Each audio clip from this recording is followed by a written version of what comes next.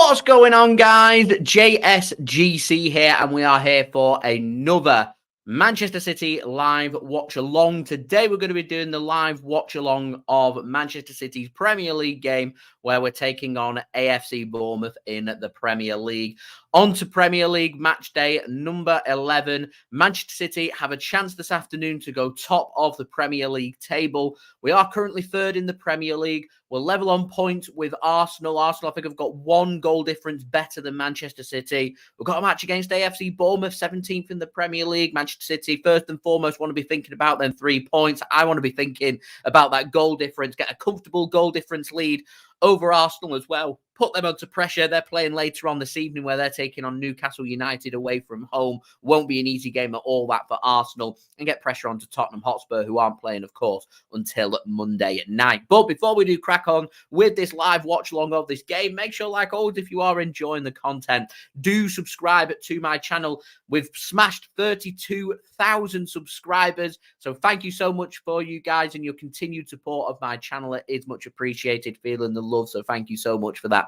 Much appreciated. We've got no reason now why we can't be aiming even higher, pushing forward and aiming for 33,000 subscribers. So any help towards that would be much appreciated. Also, don't forget as well to leave a thumbs up if you are enjoying the live watch along. That would be much appreciated, of course.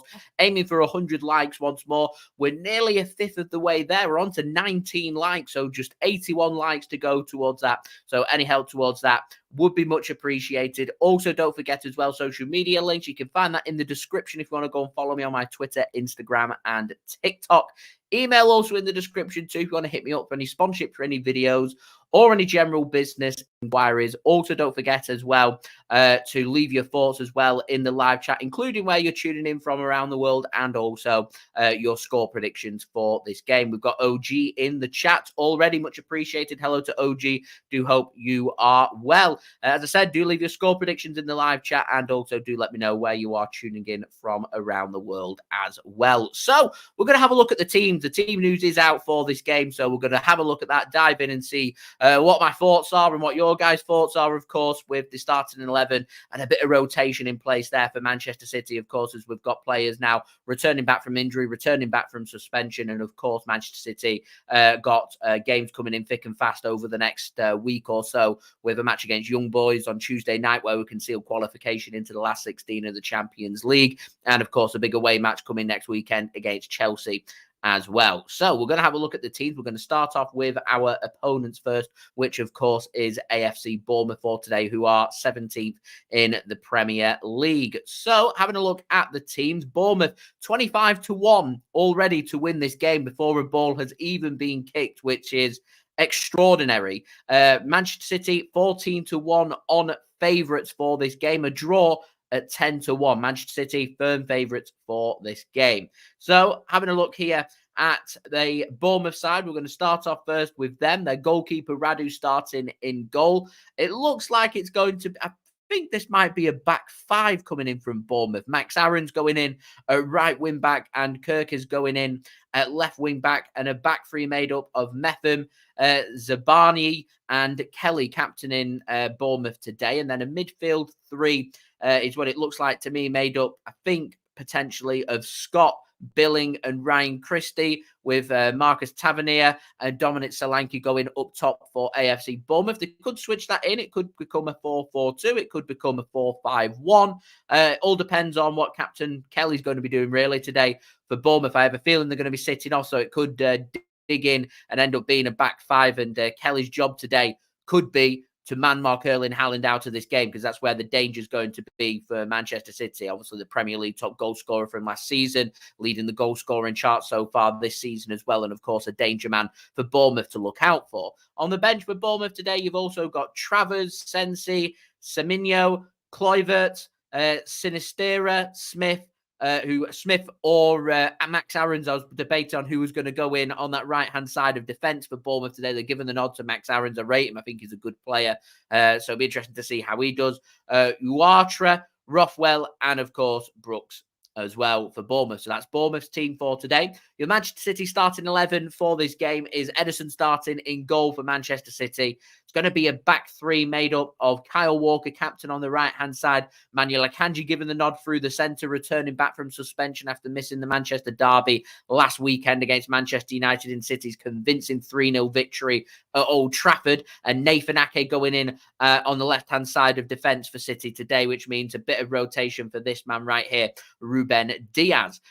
In defensive midfield for Manchester City today is John Stones and Rodri, seeing that pairing once more, which is good to see. Also going to be made up of, I presume it's going to be Mateo Kovacic going through central midfield, along with Julian Alvarez playing behind the striker. Means Bernardo Silva's going to go on the right wing, Jeremy Doku onto the left wing, and Erling Haaland starting up top. And a bit of rotation there, which I called in my preview for this game. Phil Foden, I was expecting him to be rotated. Josko Gvardiol always seems to be given the nod when it comes to Champions League football, so that's going to be the case again on Tuesday evening, and Ruben Dias given the rest as well for Manchester City. Interesting, this man here, Jack Grealish, of course, had a good game, I thought, last weekend against Manchester United. I thought Man City, in terms of confidence, might have given him the nod. I moved Jeremy Doku over to the right-hand side, which means one of Bernardo or Mateo Kovacic would miss out, but Pep obviously wants to go with Bernardo Silva on that right wing. So Jack Grealish given the rest, with Jeremy Doku going on the left for Manchester City. I think that team's strong enough here to pick up the 3 points. On the bench for City, Ruben Dias, Kalvin Phillips, Jack Grealish, Stefan Ortega-Moreno, Josko Gvardiol, Matheus Nunes, Phil Foden, Oscar Bobb, and Rico Lewis. As I said, Man City getting everybody back now, which is good to see. We're just missing Kevin De Bruyne. I've heard rumours that Sergio Gomez has turned up today on crutches for Manchester City. Not too sure what the injury is there. I await further clarification from Manchester City and from Pep Guardiola about the status of Sergio Gomez. Hopefully, touch wood, as we do need our rotation, that the injury isn't too serious and he will be back sooner rather than later, and his injury isn't too serious. But as I said, I think that team's too strong for Bournemouth today, and I am sticking with what I said in my preview, a 3-0 victory for Manchester City, and I'm going for a hat-trick for Erling Haaland is my score prediction for this game. Loss, thanks so much for tuning in. Much appreciated tuning in from South Africa. Love that one. Thank you so much for tuning in. As I said, do let me know where you are tuning in from around the world. And also don't forget as well to leave your score prediction in the live chat as well. That would be much appreciated. So looking forward to it. I think City have got this one in the bag. I think we pick up the 3 points. I think we're going to score a few goals. And as I said, it's a good chance here for our goal difference if we can get off to a good start. If we can break Bournemouth down nice and early, put them onto the back foot, then we should be good to go.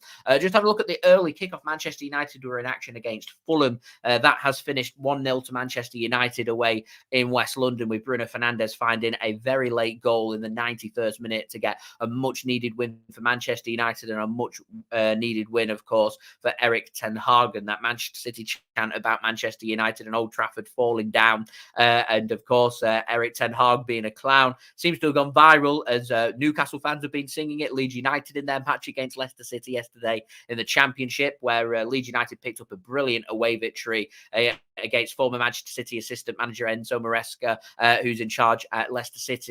Of course, picked up a brilliant victory, and the Leeds fans chanting that before the game as well. So it seems to be going round, and I suspect we're going to be hearing that chant a few times at the Etihad today. But Manchester United do go on to pick up a much needed 3 points. So loss going for a 4-0 victory for Manchester City today. OG, it does look like they're going 5 at the back for Bournemouth, so they're going to look to try and really restrict Manchester City. As I said, going with the extra defender, which I think they're doing so they can try and man-mark Erling Haaland out of this game, will be the objective here for Bournemouth. So if we can break them down nice and early, that objective goes out the window, and all of a sudden Manchester City can go onto the front foot.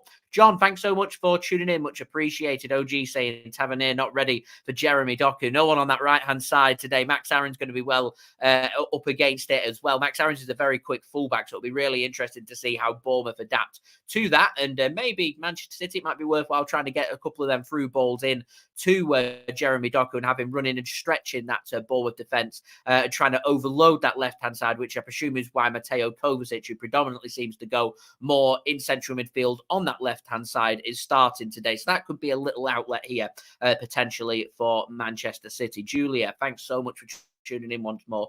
Much appreciated. Ten Hag bottles hanging on the wall. He's clinging on. He's clinging on is what he's doing. United have got another big game in the Champions League midweek.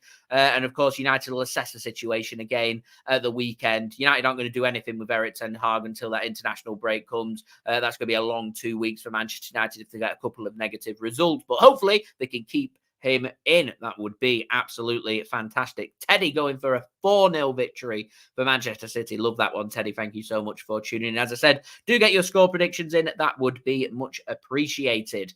Rightio, JSGC is going to go on and do his Build-A-Bet for today. I give my recommendations in my preview when we're speaking about Manchester City, and I always put my money where my mouth is. And I said Manchester City win this game, so that's what I'm going to be backing for today. I'm not going to be returning great odds, if I'm completely honest with you on that. So we're just going to tinker a little bit with my Build-A-Bet for this game. So just going to build the bet. Manchester City taking on Bournemouth, going for a home victory, 14-1 on with Sky Bet Manchester City's victory today.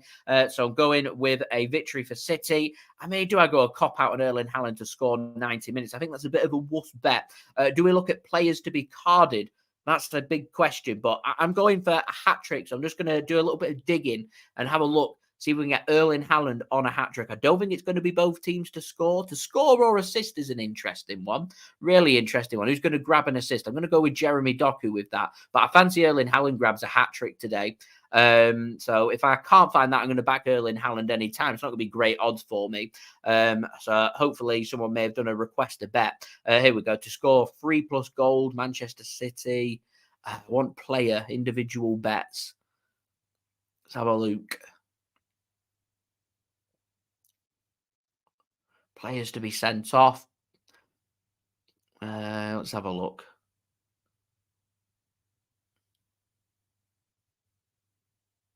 Here we go. Multi-scorers, Erling Haaland, hat-trick. 11-2.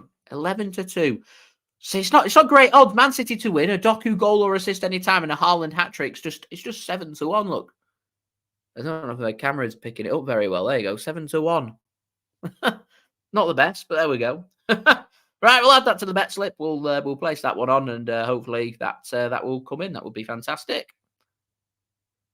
Right, there we go. Bet placed successfully. It's in. Hopefully that will come in. That's my Build-A-Bet and sorted with my tips and everything for you guys. 100, thanks for tuning in. Going for City to score 7 today. I do hope you are right. It's going to be very entertaining if City are bagging 7 goals for today. Would be absolutely fantastic. Asking where people are tuning in from. John, the not-so-exotic Blackpool for today. But thanks very much for tuning in. It is much appreciated. So don't forget, if you are enjoying the content, please do leave a thumbs up. We're now on to 24 likes, which means we're 76 likes away from my goal of 100 likes. So any help towards that would be much appreciated. Also, don't forget as well to subscribe if you are new around here. We've smashed past 32,000 subscribers, which is a thumbs up from me. Very happy with that. So do subscribe if you are new around here. And also don't forget as well to leave your thoughts in the live chat, including where you're tuning in from today and your score prediction. So, as this game is in the blackout here in the UK, I am going to have to find a stream. So I am going to spend the next minute or two just finding a stream to get that one sorted.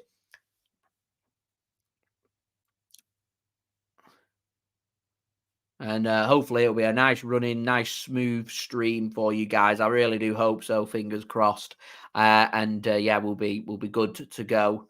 With a really good interactive stream. It does mean I'm more than likely, if anyone is watching in real time out there, I'm normally around a minute behind. So I would appreciate, I'm not going to ask it of you guys because I think it's inappropriate of me to ask it, but it would be much appreciated if there aren't people in the live chat commenting, telling me when there's goals and things like that going, because I like to give a nice, genuine reaction for you guys.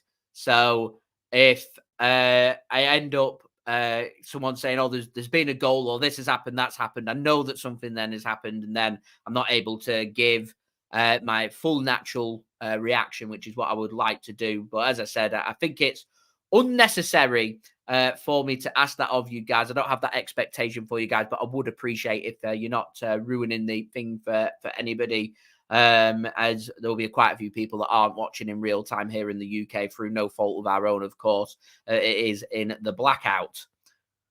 So I think I may have a stream sorted, which is a good start. That's good. That's good news.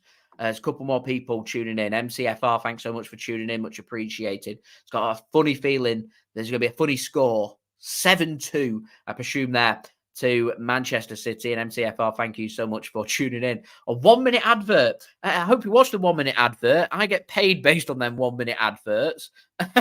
Normally they come up with some kind of option to skip. I don't expect people to be watching 1 minute adverts. Normally just pop up for like 5 seconds and should be have the option to skip. But that will be much appreciated if you did do it. Remember, any donations, any money that's made on any of my videos, not just streams, but any of my videos, does go towards getting better equipment and putting back into the channel. So any appreciation towards that would be much appreciated. OG, I will be commentating in the background. I'll be commentating on everything that is happening. So there we go. Unskippable 1 minute ad. YouTube need to sort the game out. That's unnecessary. I don't expect anybody who doesn't have the option there to skip to sit there for 1 minute. In fact, that makes me quite upset. I know there's a lot of dedicated JSGC supporters that I'm very thankful for, but I have to rely upon the growth of the channel, and there will be new people out there and a new audience for me who may want to watch me for the first time ever, who aren't going to sit there before they get to watch me and watch a 1 minute advert. So YouTube need to sort the game out and get some kind of skippable ad on there. I do have the options of all my ads being skippable, so I'll chase that one up if I'm honest. Make sure all my settings and everything are sorted. But sometimes things just slip through the net. Hopefully, the next advert that you get is a skippable one. So there we go. As I said, adverts, they're how I monetize my channel and make money. But yeah, they can be very annoying. You're very much spot on there, John, which is why I'm hoping that they would be skippable for people who want to skip them and just watch the content, which is at the end of the day what people want to do. So there we go. An unskippable United. It's not what people want, is it? Not what you want at all. So do remember, for this game, it is Remembrance Sunday next Sunday. It's Manchester City's last home game in the Premier League before Remembrance Sunday. So you're going to see a lot of the pundits, the players, the staff wearing poppies. Poppies are the symbol of remembrance here in the UK. So that's why they're wearing them without dipping more into the politics, and some people choosing not to wear them, and some players refusing to wear the poppy, etc., etc. We're not going to dive into the politics of it, but that's what's happening. There will be a little memorial service happening before this game for this match as well. So kickoff normally does get slightly delayed, actually, by a minute or two. So if it ends up getting to 1 or 2 minutes past 3, then that is what is happening. Thank you so much, John, for your kind words there. Much appreciated. Chris, thanks for tuning in. Much appreciated. And thank you for the support as well. It's absolutely fantastic. Chris tuning in from Colorado in the United States of America. Much appreciated. And nice to see the growth there of Manchester City all the way into the United States of America.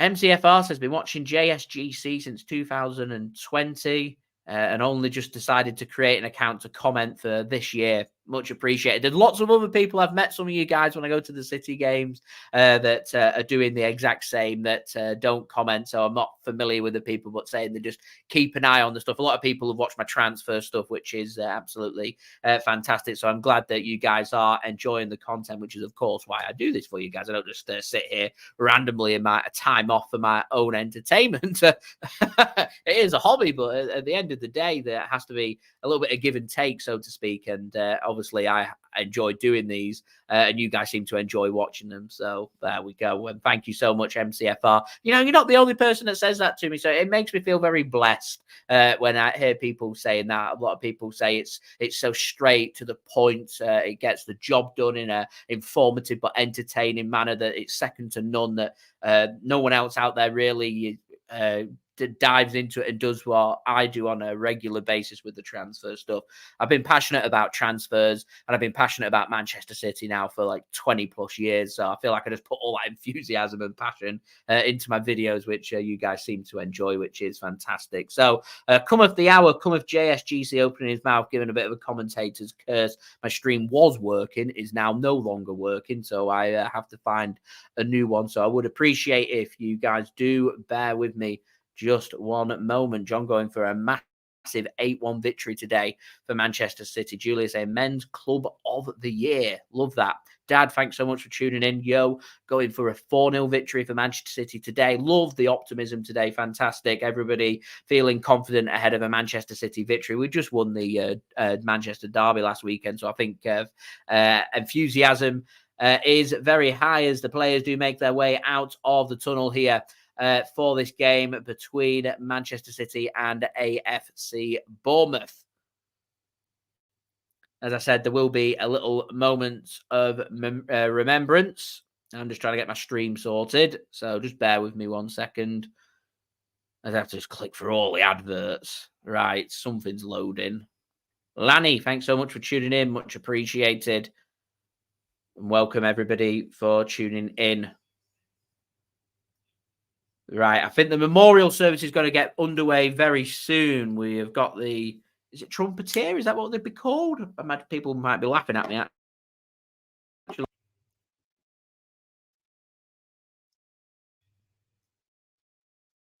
So Pep Guardiola and Brighton Bournemouth manager make their way out with Poppy Reeves to lay down at the front of the pitch, as I said, for Remembrance Sunday, which is happening next Sunday.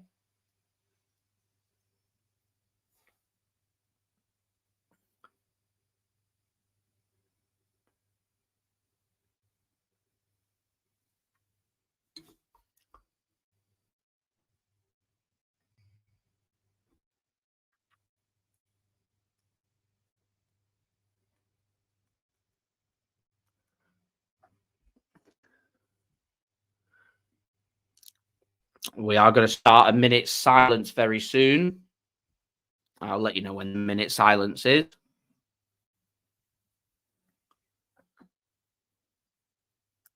We will have this again next weekend as well. So all teams like to do this at home. This is Manchester City's turn today. Of course, we're away from home against Chelsea. So we'll have the same again next weekend as well. Excuse me.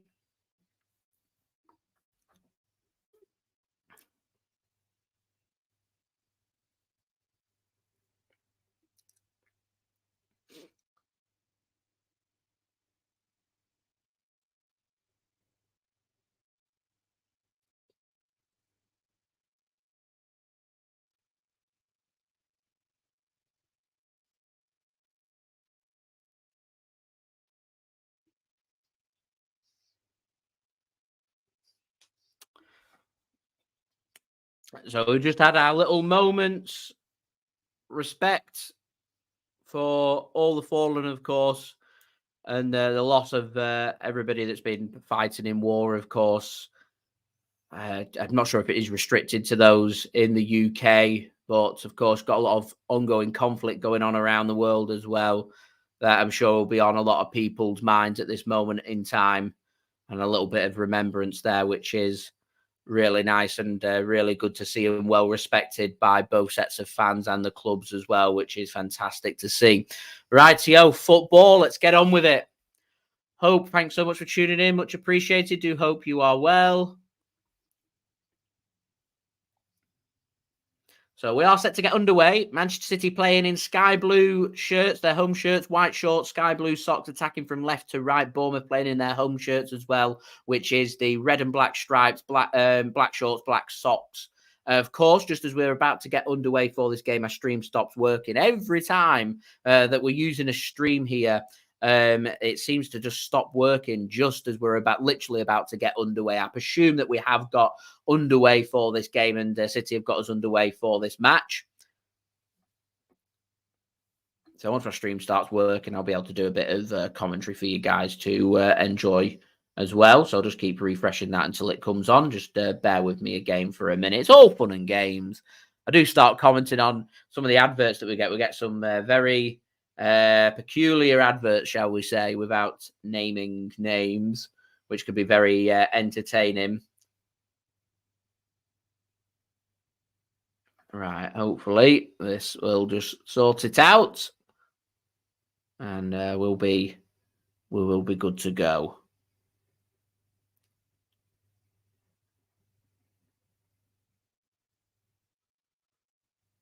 Just moment's hesitation. Bear with me here. Is it going to work? Is it going to work? I love putting adverts on. All right.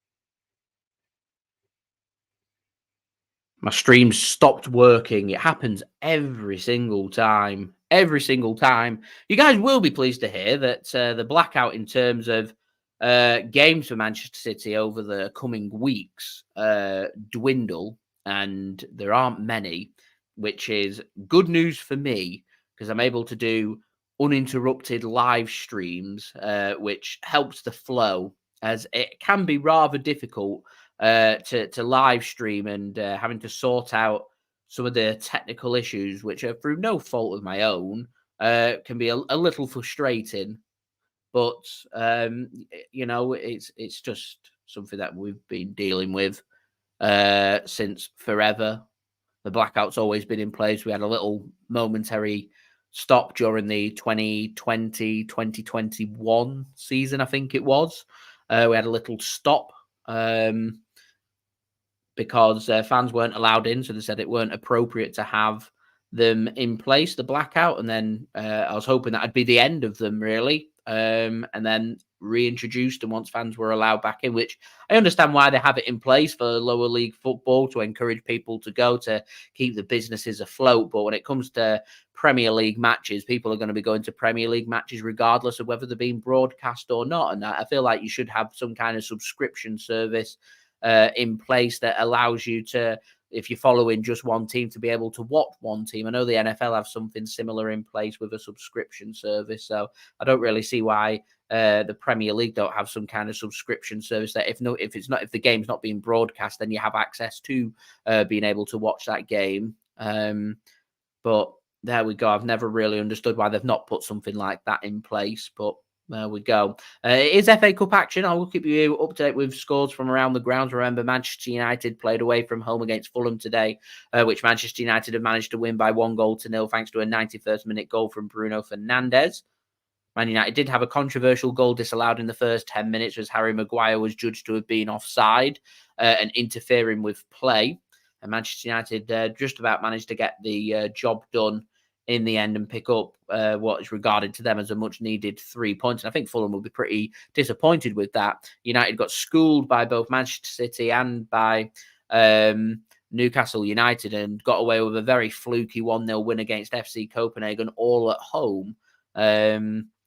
Yet looking very unconvincing, and another unconvincing win as well for Manchester United today. But I don't think they'll care too much about unconvincing, if I'm honest.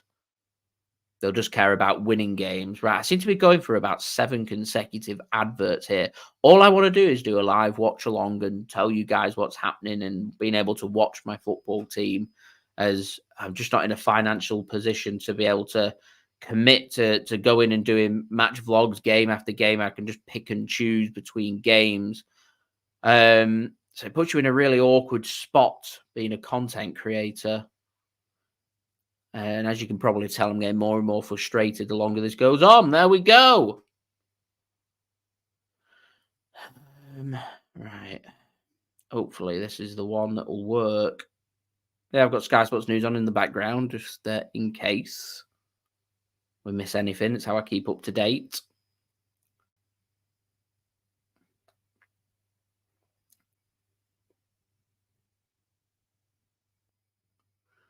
So many adverts. So we're over 5 minutes into this game and I've managed to watch 0. None of it. Not very enjoyable. It's now like 10 consecutive adverts. Thinking about loading. It's not going to work.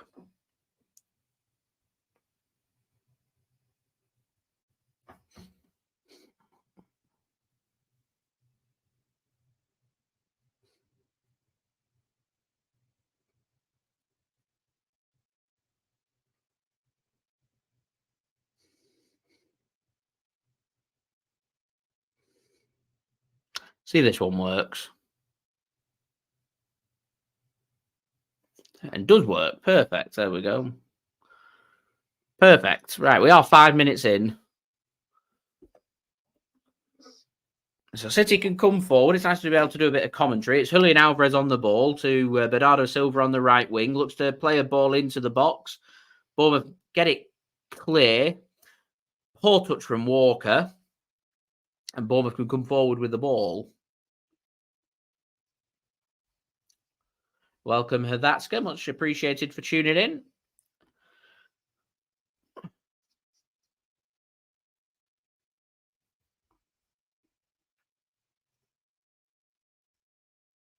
I'm into the 6th minute here. I'm pretty thankful that I'm being able to watch the game and commentate, even if it is a little bit behind.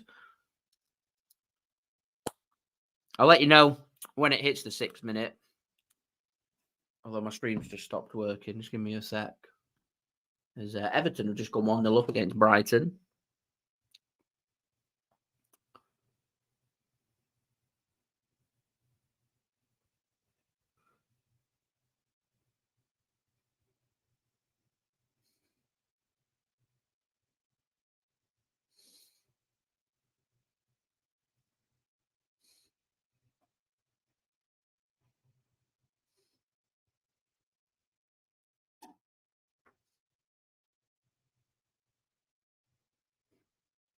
Mikalenko it is with the goal. I think I might have him on bet, mate, actually. I think I might put him on the bench, though.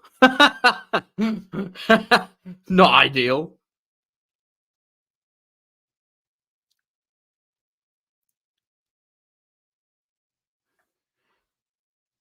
HR, thanks so much for tuning in. Much appreciated.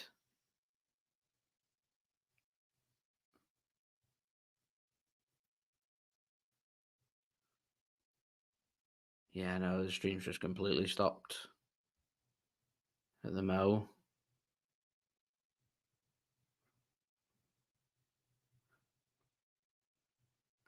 Right, might be back in action here. Right, we're 7 minutes in right now, exact. The screen's very small, so if you see me squinting, that's why. So City coming forward with the ball. Just being forced backwards by Bournemouth. A lot of it just being dominated in the Bournemouth half at the moment.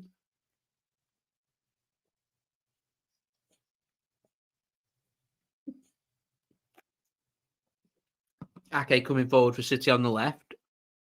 There's Jeremy Doku.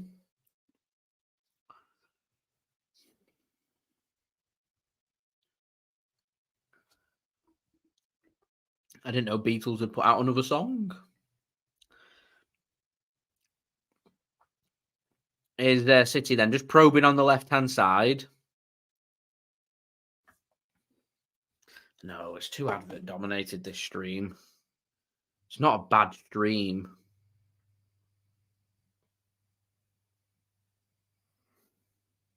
I'm going to try another one instead.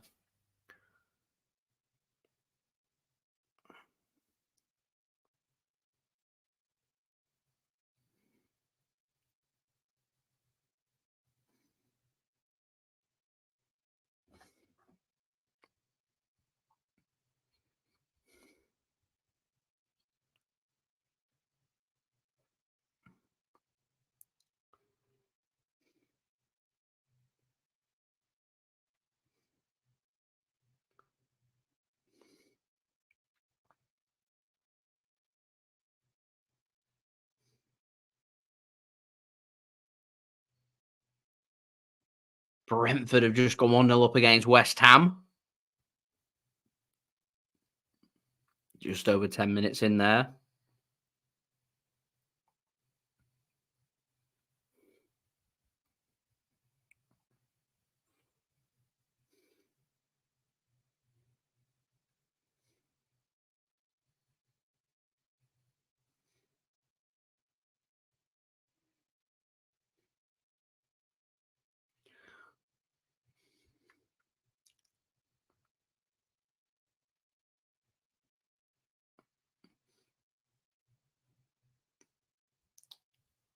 It's Neil Maupay with a goal for Brentford.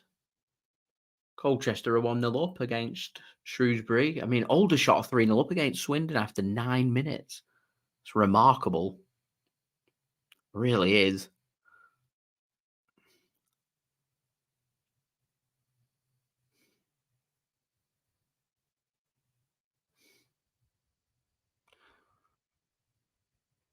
I said, I've got Sky Sports News on, so I am fully aware of what's happening. So don't worry about if I can't find a stream or anything. I know what's happening to keep you guys up to date. At the moment, it's still 0-0 at the Etihad.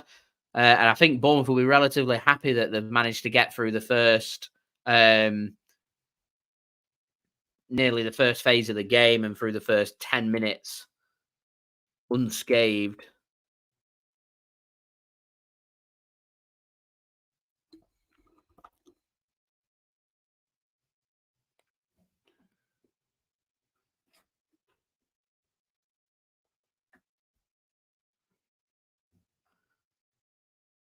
Nothing seems to be working on these streams. Really struggling today. Don't normally struggle this much. But this one does seem to be struggling a little bit. But this one looks pretty promising.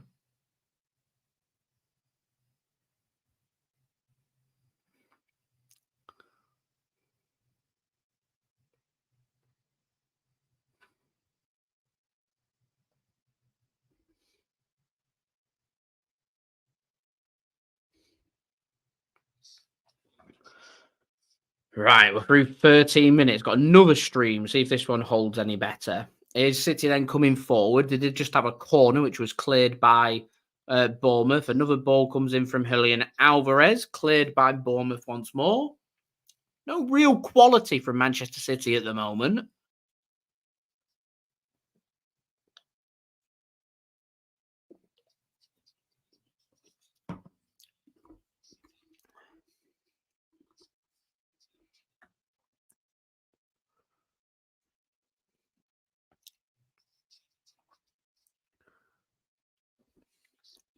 There's City just probing around the edge of the penalty area, and a shot comes in, and good save from Radu in goal. It was Rodri with the shot there for Manchester City, just on the edge of the penalty area.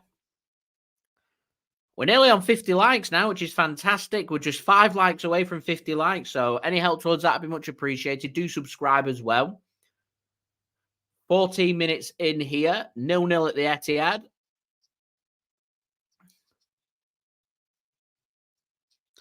Not great from Bournemouth, and not a great pass from, I think it was Kyle Walker for Manchester City there, and just gives the ball away, and Bournemouth can think about going further upfield here and trying to put City under pressure. Max Aarons goes with an early ball in, looking for Dominic Solanke, cut off by John Stones. Good to see Johnny Stones coming back and finding his feet really quickly for Manchester City. As City come forward, Doku set away. Here, onto the left-hand side, keeps the ball in, into the penalty area, looks to take on his man, goes down, he wants a penalty. Referee thinks about it, and the referee says no penalty. Doku can't believe it and play on here. 15 minutes in at the Etihad. Manchester City 0, Bournemouth 0. And Bournemouth playing very dangerously, and eventually free kick given against Manchester City and Mateo Kovacic. And the referee says that Bournemouth can have the free kick. Just having a look at the replay here on Jeremy Doku. It's Mepham, Chris Mepham going toe-for-toe with Doku. Doesn't look like there's too much in it, as Lewis Dunk's just found an equaliser for Brighton away against Everton. Here is Bournemouth once more, coming forward. It's a lovely, lovely little touch from Dominic Solanke and really cut off well there by Manchester City and Manuel Akanji, I think it was.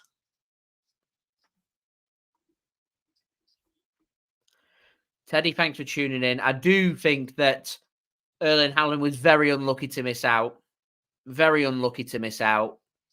It's just most times with Ballon d'Ors, they fall in international football. If there's a World Cup that's happened, they tend to give it to the best player from the World Cup who wins the World Cup.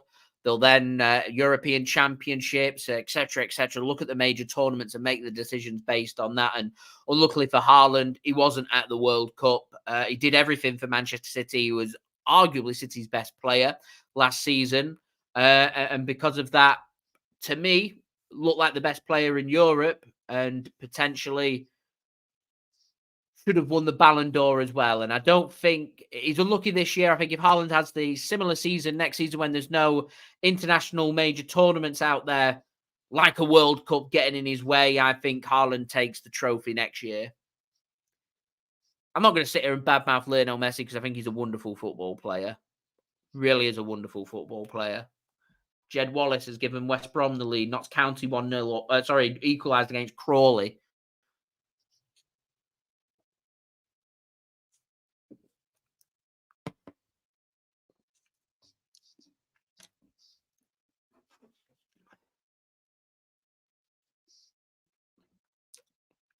Is Bournemouth just coming forward? Atmosphere seems a bit flat at the Etihad at the moment. Good combination that from Bernardo Silva and I think it was Rodri wings the ball back for City.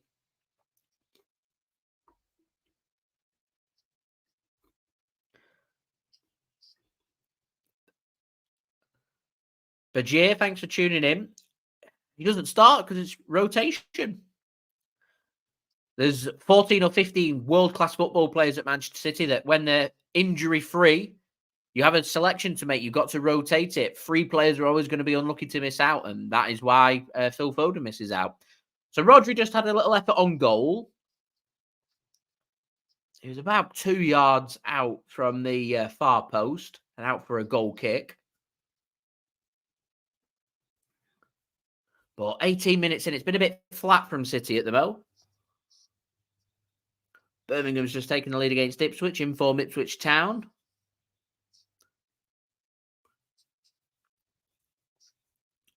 Here's Ederson then for Manchester City. Gives the ball to John Stones. Rodri now, dropping deep, picks the ball up, works it to the left-hand side, and a good ball played to Nathan Ake. Ake getting forward quite a lot here for City at the moment. Feeds the ball to Doku. I said on that left-hand side, could be dangerous, and Doku bursts in and tries to get the ball across and defended well by Bournemouth, and they can look to try and get this ball clear. Doku looking frightening so far for Manchester City. Here's Dominic Solanke then for AFC Bournemouth. Looking a little bit isolated, but he's holding the ball up well and he's finding them passes as Brighton's goal has been chalked off after a VAR check. So it remains 1-0 Everton as West Ham have found an equaliser through Mohamed Kudus against Brentford away from home.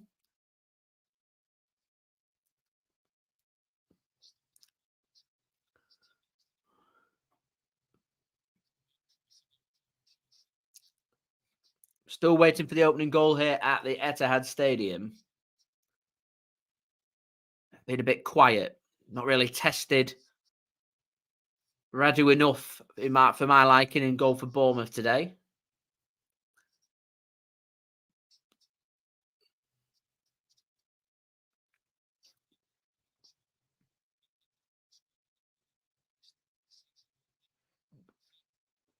Here's Bernardo dropping deeper for Manchester City and keeping the ball retention there, which is so important to Pep Guardiola's style, of course. Means Man City can hold on to possession and come forward. Here is Nathan Ake inside the Bournemouth half. Mateo Kovacic picks the ball up, plays the ball into the channel towards Bernardo. Rodri does well to keep hold of the ball under pressure. He's got 4 ahead of him. Bernardo Silva threads one in towards Alvarez and defended well by Bournemouth, but it will be a corner to Manchester City here.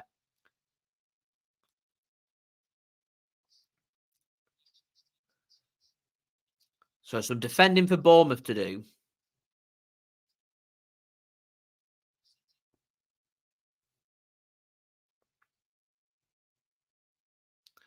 Alvarez to take. Goes short on the ground. Finds Bernardo. Back to Alvarez. This time does go into the box. Headed clear by Bournemouth. I don't think that was what City planned. Here's Erling Haaland on the left wing for Manchester City at the moment. Gives the ball to Manuel Akanji. Worked backwards here. There's space for free out on the edge of the penalty area. Doku decides to use the safest of the options and goes to Rodri. Lines up well here. City thought about going for the shot from 35 yards out. They opt against it and working the ball now around the right-hand side. Bernardo cutting in onto his left foot, looking for the pass. Goes out wide. Alvarez goes with a good cross in. Haaland! And I think that might have found the outside of the post. And out for a goal kick. It was a good ball in from Julian Alvarez. Erling Haaland was there at the back post, peeled away from the defender. He wins the header.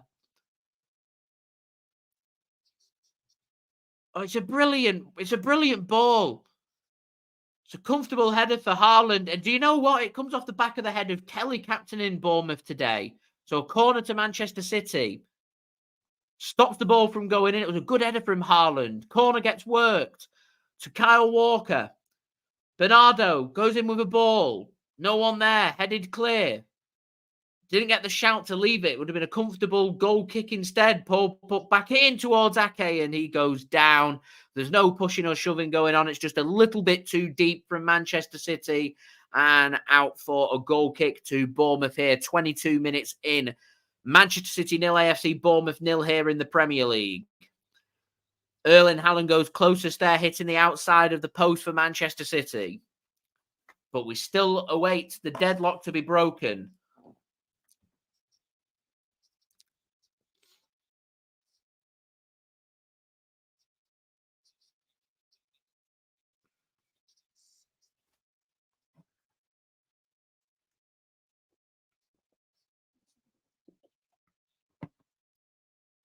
Here's Doku. Takes a heavy touch in the penalty area so Mepham can get the interception. Cleared, but only as far as Nathan Ake. Here's Rodrigo for Manchester City. Goes back to that congested left-hand side. All attacks going down that left-hand side. I said combination attacks. Doku, Ake, Kovacic combining really well. You're seeing Haaland drifting more towards that left-hand side. Here's Rodri now. Works it into space on the right. Bernardo Silva takes a touch into the penalty area. Plays the ball across. Alvarez threaded in. Walker can't take the touch properly. He wants a corner, but it's a goal kick. It almost looked like Kyle Walker just pulled out there, expecting a challenge to come in, but the challenge never came. And out for a goal kick instead after what would look like a good position there for Manchester City. Rightio, guys, we're now just 4 likes away from 50 likes, so any help towards that would be much appreciated. Do subscribe as well if you are new around here. Goal kick for Bournemouth. Radu takes it. Not the best. Header won by Manchester City. Kyle Walker it was winning it in the air. Here is Rodri now. Played to Haaland. Good touch. Weighed in. Haaland. Haaland. Haaland. Oh, it's wide. He gets onto his right foot. Strikes it across goal. And misses the target. Crystal Palace taking the lead away from home against Burnley. Burnley really struggling. It's Jeffrey Schlupp with the goal for Crystal Palace.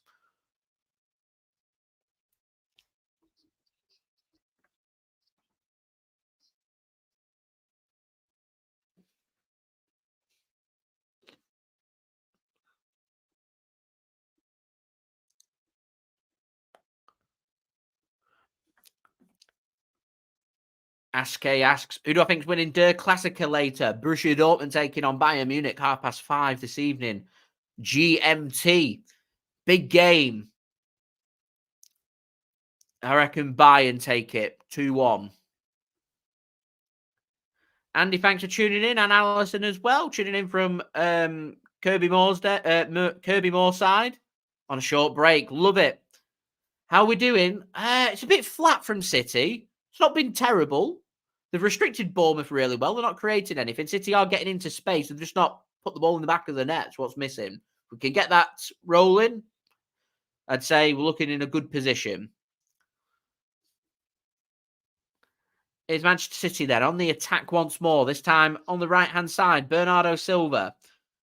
He's got two around him. Kyle Walker stretching the pitch. He's not going to put a ball into the box. He's just going to give the ball back to Rodri, working it backwards. Alvarez. Bournemouth doing a really good job of just restricting space here for Manchester City. When space has appeared, it's just been a pass that's too heavy or a poor touch or running into trouble.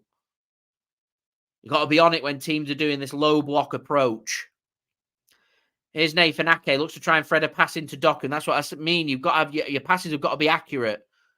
Wasn't accurate. Just cut off really comfortably by Bournemouth. Pressure's going to come back. It's nothing that a goal doesn't sort out because it means Bournemouth have to come out and play.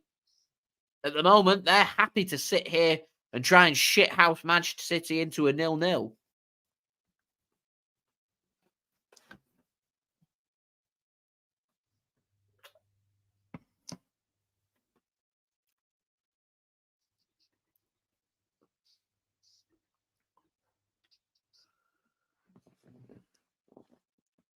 City firmly just got everybody camped in the Bournemouth half. Bournemouth struggling with the possession. This is one-way traffic. Normally means one thing, and a shot comes in, deflected, and out for a corner to Manchester City. It's all one-way traffic at the moment.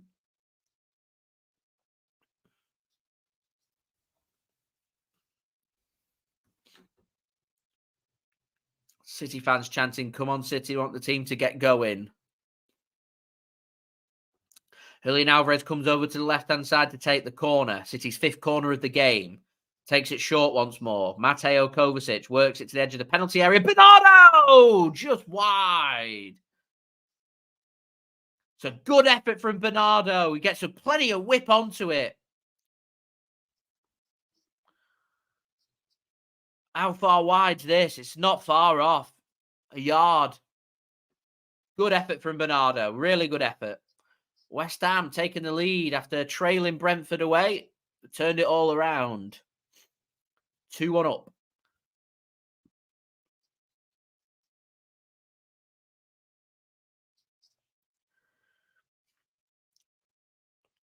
Here's Bournemouth having a bit of possession. Dispossessed really well by Manchester City. Doku wanting to use his pace, centralising himself. Turns really well. Finds the pass and moves it into space.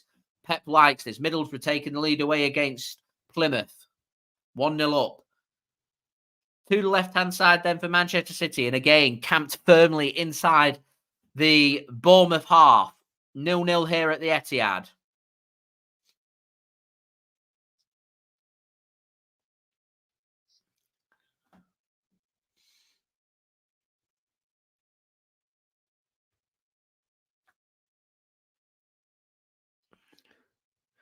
Here's Manchester City then, coming forward once more.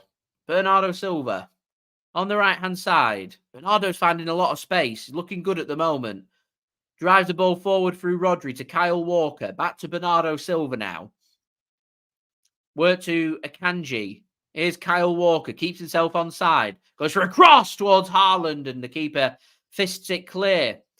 Header won by Manchester City, though, so they keep hold of possession just on the outside of the penalty area here. Is Jeremy Doku. Thinks about going for the shot. Thinks again. Plays the pass. Threaded in and shot comes in. Jeremy Doku breaks the deadlock here at the Etihad Stadium. A little gritty as well to go along with it. And Manchester City ahead. It's taken half an hour. But it's Jeremy Doku. It looked like it might have come off his shin. We don't care. We just care about the ball going into the back of the net. And Jeremy Doku with the opening goal for Manchester City. And that just breaks open Bournemouth. It's excellent work from City. Just make sure the goal's crystal clear. Doku cuts inside, plays the pass, and gets a shot away. Does he go with the outside of his foot, or does that come off his shin? Said it's only a small screen, and I've not got the greatest of eyes. I think it's the outside of his foot, like slow motion. It's off the toe, right off the outside of his toe. Just pokes at it. Keeper isn't expecting it. It's a tidy finish. It's a good goal from Jeremy Doku. Manchester City find the opening goal here. The all-important opening goal. And that should settle City players and the fans down in the Etihad, and hopefully can keep pushing now and try and get that killer second goal. 1-0 City lead.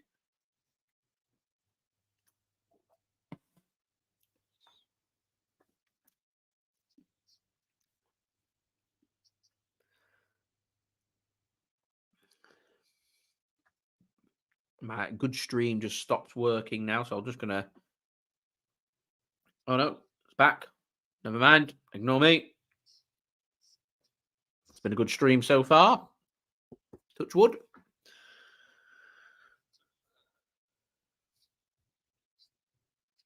So free kick given to Manchester City just inside their own half. First yellow card comes out here as well. It's Billing into the book. Delaying the restart is what it's for.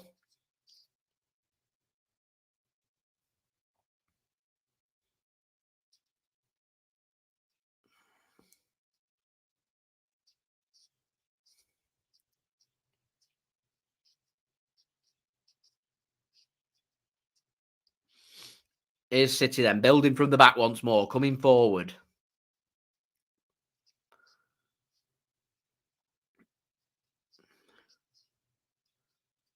John Stones with the ball. Just works his back to Manuel Akanji.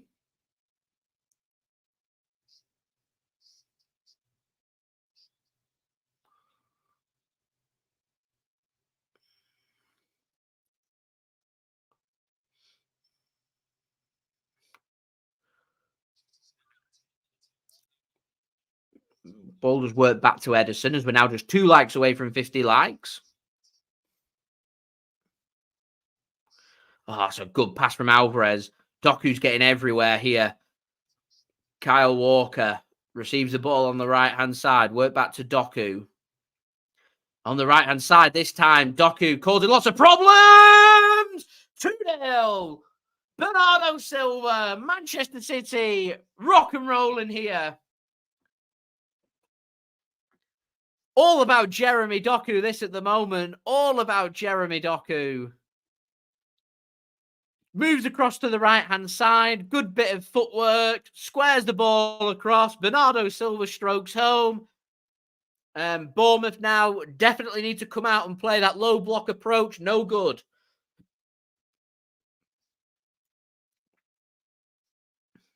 And the Etihad in full voice now. Fully awake.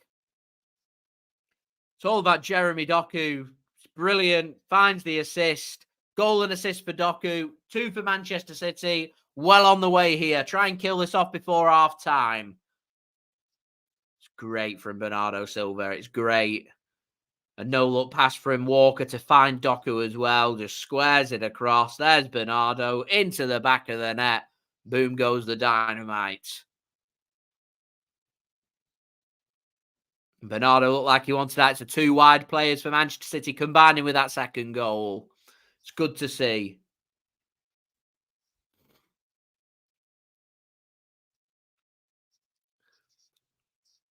And as I said, Bournemouth's approach now out the window. They're going to have to come out and play. They're going to have to keep attacking. There's no point them just sitting here now and defending a 2-0 lead. That's not how football should be. They need to keep pushing, keep going, try and find ways to get their attackers involved.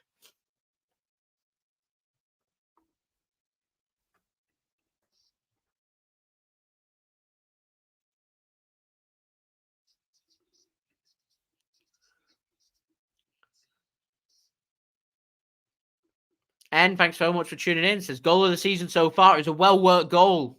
Very well-worked goal.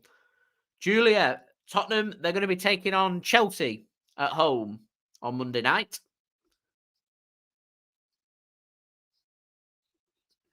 Bournemouth sending out an SOS. City fans are happy with that. Andy saying he's the good luck charm as well. Sub 2, thanks for tuning in.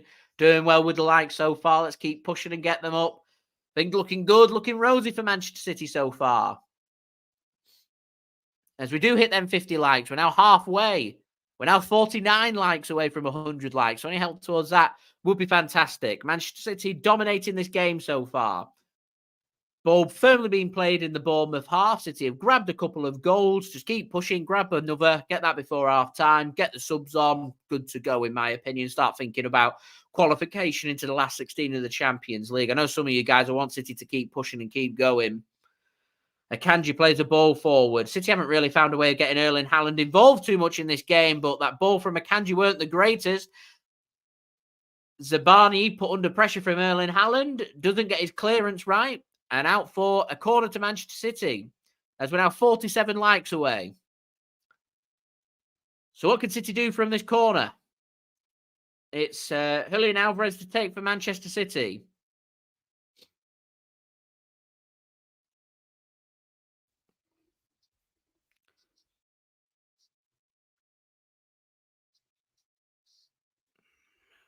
City take this corner short.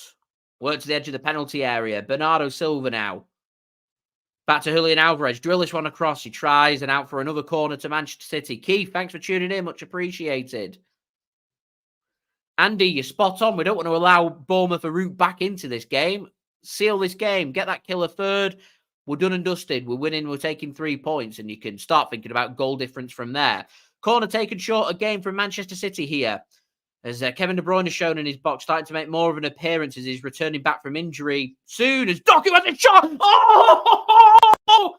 Jeremy Doku! Cometh the man, cometh the hour. Other way round, cometh the hour, cometh the man. Jeremy Doku. What a player he is. 25 yards out, just drilled across into the back of the net. There's that killer third goal. There's them 3 points for Manchester City. Jeremy Doku, 2 goals, 1 assist. Wow. Wow.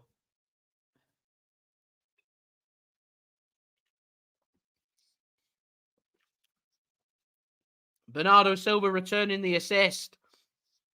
Doku has a shot into the bottom corner. It's a cool as you like finish. Well, let's have a look.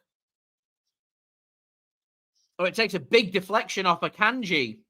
I think Akanji's going to get this goal. It looks like it's going wide. I think that's going wide. I think that's Akanji's goal. Oh, Jeremy Doku, I think that's going to be wiped off from him. It's going wide. Yeah, it hits the back of Manuel Akanji and he guides it in. That's Akanji's goal.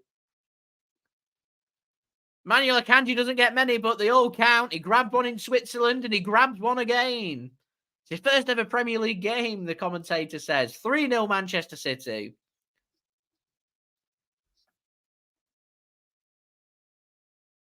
Jeremy Doku doesn't get 2 goals and an assist. I don't think will that count as an assist? Drilling it at his back? I don't know. Plymouth equalised against Middlesbrough. Mixed Sid won't be very happy. Preston North End behind at home against Coventry. And Manchester City wait a while for the goal. That's poorly given away by Radu. It might get even worse here. It's not the greatest of touches from Alvarez. Doku just worked out. Manchester City are just going to take the pressure off. Now, Sky Sports have awarded the goal to Jeremy Doku. I don't think it's going to stand as Doku's goal.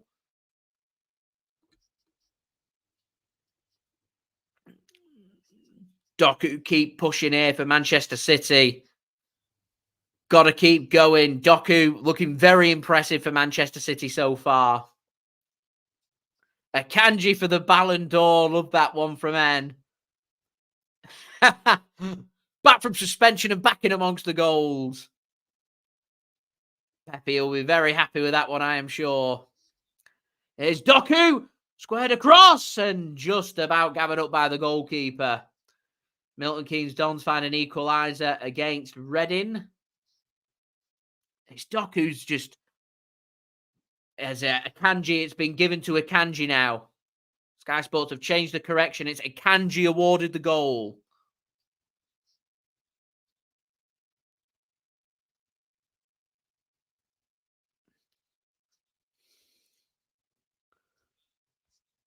Akanji goal, yeah. Premier League have confirmed Akanji goal.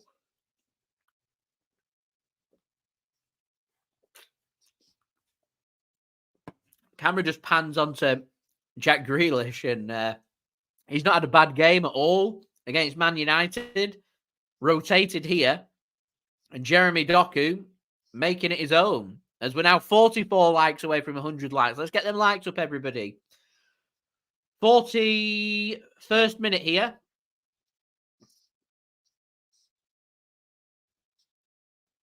And here's Bournemouth coming forward now into the penalty area.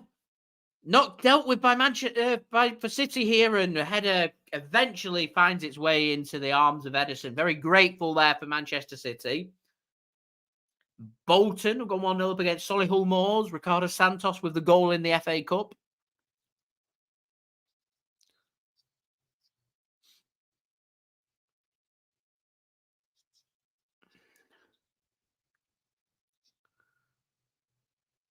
There's nothing in that Rodri challenge. That should be play on. I think Bournemouth a bit worried about an injury here.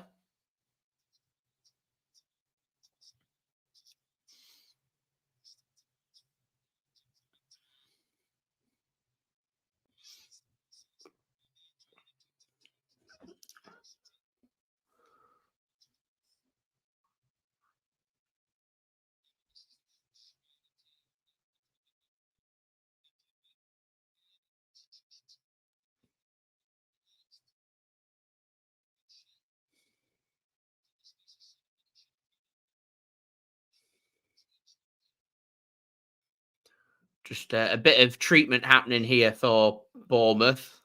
So nothing happening as Plymouth are just taking the lead against Middlesbrough.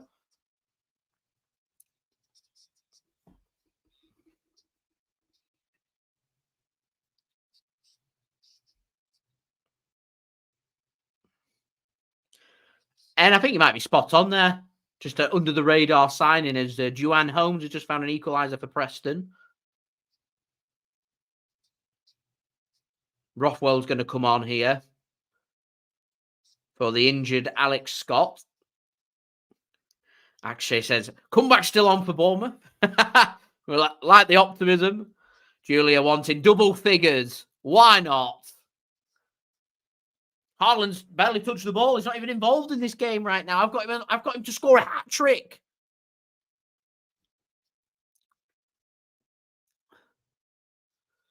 Well, like quite a bad knee injury. That I think that's what Alex Scott had been injured with at the beginning of the season. So I think he's pretty upset about that. And City look to get forward again and takes a deflection and out for another corner. Is that like 7 or 8 corners now for Manchester City? City just getting the job done here. Keep pushing. Got to keep going. I said 3 goals. You feel like the game's done. We're going to get the 3 points. So we've got nothing to lose. Nothing to lose at all.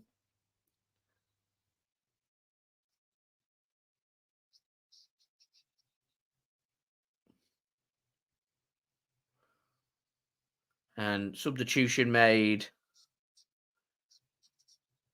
So Rothwell does come on.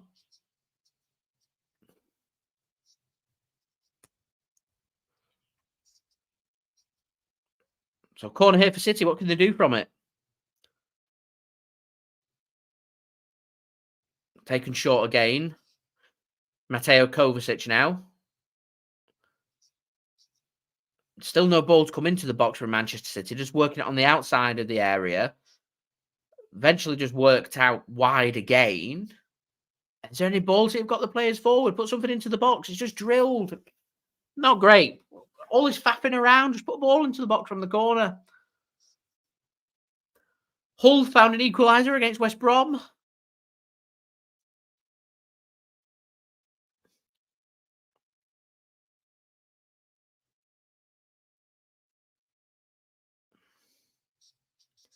Is Nathan Ake.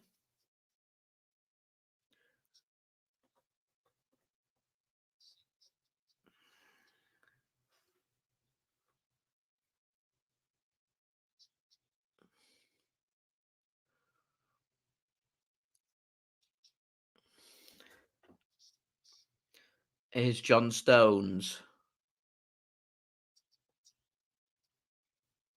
4 minutes added on here then.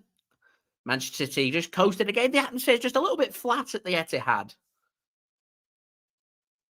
As Preston have gone 2-1 up from the penalty spot. It's Alan Brown.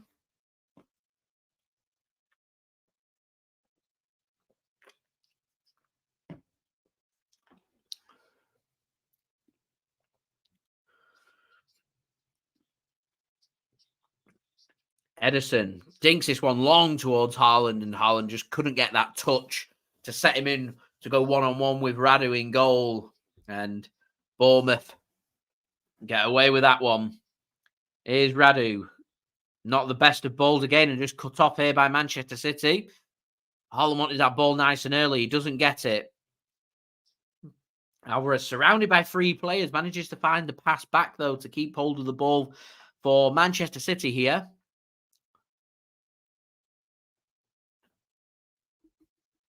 A sarcastic question.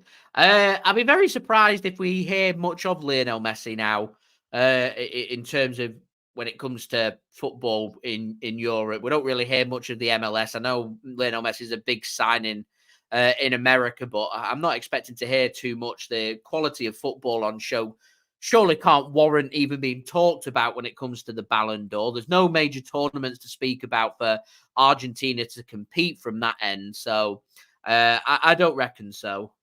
I reckon the other day was Lionel Messi's last chance to shine in glory, really, for the Ballon d'Or. And you'll just start to see now over the next 2-3 years football phasing away from this Ronaldo and Messi era, and you'll start speaking about the upcoming talents that, the Erling Haalands, the Jude Bellinghams, etc., etc. 2 minutes still remaining here. We're through 2 minutes of added on time. That's a great forward pass from Ederson to Doku. Plays it to Alvarez. Haaland is in. Haaland cannot put it away, and it's a good tackle in the end, out for a corner. Played well. Haaland should have gone first. Time. That extra touch just allows the defender to get into a position to make the block. It's a really good interception, though. Tavernier, it was with the block. Really good defending that from Bournemouth. Corner, City just messing around with it again. Here's Doku in the penalty area. Worked to the edge of the penalty area. Bernardo went towards his right foot. City go with a long effort from Walker. Blocked. City once more working it to the left-hand side. Here's Jeremy Doku. Ball goes in. Headed clear by Bournemouth. Here's Bernardo. Rodri. Here's Bernardo. He's waiting for some kind of overlap, and there's a good interception from Bournemouth. And Bournemouth are going to get this one clear. There's 30 seconds left, so that could be that, really. I think if Haaland has the same season he has this season as what he had last, no doubt about it. No doubt about it at all. Top scorer in the Premier League, wins the Premier League, wins the FA Cup, wins the Champions League. It's got to be.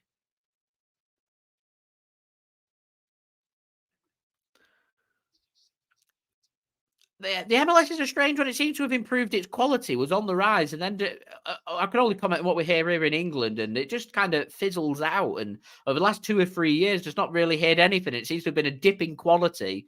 So they're going back to that, let's go abroad to bring in some of the upcoming aging talent, rather than going out there and trying to bring in either upcoming talent, young players, produce them, make them better, or go out there and produce their own players. It's a difficult one. It's a real difficult one. I think Saudi Arabia with their football eventually will find the same problems when it comes to world attention with football, because at the end of the day, world attention is what brings in the revenue, brings in the crowds, and brings in the money. So it's a difficult thing for the MLS to get right. It'll be difficult for Saudi Arabia to get right. Europe's best place to do that. I personally think the foundations are in place in South America. It's just very underutilized and underfunded. Imagine the size and how good some of the teams in Argentina and Brazil would be with proper funding. It'd be scary. That could compete with European football, in my opinion, but it continues to just be underappreciated. Same with football in Asia, football in Oceania, football in Africa as well. There's bags of potential. Right, we've reached half time here. So we're going to take the time to very quickly go through the scores from around the grounds. I want to do that because I'm a bit conscientious of my battery. So I'm going to do that very quickly, and then we'll go through the statistics for this game. So Premier League, to keep you guys up to date. Fulham 0, Manchester United 1 in the early kickoff. Finished. Manchester United have won that game and must a needed win as well. All halftime scores: Brentford 1, West Ham 2, Burnley 0, Crystal Palace 1, Everton 1, Brighton 0. Manchester City 3, Bournemouth 0, and Sheffield United 0, Wolves 0. You've got Newcastle taking on Arsenal in the evening kickoff at 5:30 p.m. GMT. In the Championship, you've got Birmingham 1, Ipswich 0, Bristol City 0, Sheffield Wednesday 0, Huddersfield 0, Watford 0, Millwall 0, Southampton 0, Plymouth 2, Middlesbrough 1, Preston 2, Coventry 1, Rotherham 0, QPR 0, Stoke 0, Cardiff 0, Swansea 0, Sunderland 0, and West Brom 1, Hull 1. In the FA Cup as well, it's going to be the last ones I go through because otherwise I end up just being here all day. So FA Cup, early kickoff, Northampton 1, Barrow 3. Good win that for Barrow. They're through to the second round. Wimbledon 2, Cheltenham 0, all half-time scores these, by the way. Alfreton 0, Worthing 0, Bolton 1, Solihull Moors 0, Bradford 0, Wickham 2, Bristol Rovers 4, Whitby Town 1, Cambridge 1, Bracknell Town 0, Chester 0, York 0, Curzon Ashton 0, Barnet 1, Doncaster 1, Accrington Stanley 0, Eastleigh 3, Boreham Wood 1, Exeter 0, Wigan 0, Hereford 0, Gillingham 1, Leyton Orient 1, Carlisle 0, Lincoln City 1, Morecambe 1, Marine 1, Harrogate Town 2, Newport 1, Oldham 0, Notts County 1, Crawley 1, Oxford 1, Maidenhead 0, Peterborough 0, Salford 1, Port Vale 0, Burton 1, Ramsgate 1, Woking 1, Reading 1, MK Dons 1, Shrewsbury 1, Colchester 1, Stevenage 1, Tranmere 1, Stockport 2, Worksop Town 1, Sutton 0, AFC Fylde 1, Swindon 0, Aldershot 4, Scarborough 1, Forest Green 0, Chesham 0, Maidstone 1, Yeovil 2, Gateshead 0. You've got Bromley taking on Blackpool at 5:45 p.m. GMT, and you've got Mansfield taking on Wrexham in a big game there as well in the FA Cup. So that keeps you guys up to date around the grounds. Very quickly, just going to go through the statistics for this game between Manchester City and AFC Bournemouth. Manchester City 3-0 up, of course. Manchester City 3-0 up thanks to a starring performance right now from Jeremy Doku. We need to speak about Jeremy Doku as well.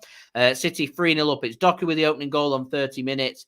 33 minutes an assist from Doku to provide for Bernardo Silva, and then Jeremy Doku off the back of Manuel Akanji finding a third goal for Manchester City, and Bournemouth now 500-1 to win this game, 250-1 to draw this game, and Manchester City 5,000-1 on to win this game. It means you'd put your mortgage on that one. So just going through the statistics very quickly for this game. Manchester City dominating possession, 73% possession, 15 shots, 4 on target, 3 goals.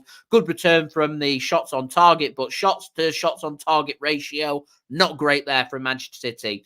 Bournemouth, 2 shots, none on target. Ederson, bored Ederson, got nothing to do. 6 block shots for Manchester City, 1 for AFC Bournemouth. 93% just below pass completion rate for City. Bournemouth at a decent 82%, considering they've only had 27% possession as well. No clear-cut chances created by either team. City nearly into double figures on corners, 9 compared with 0 for Bournemouth.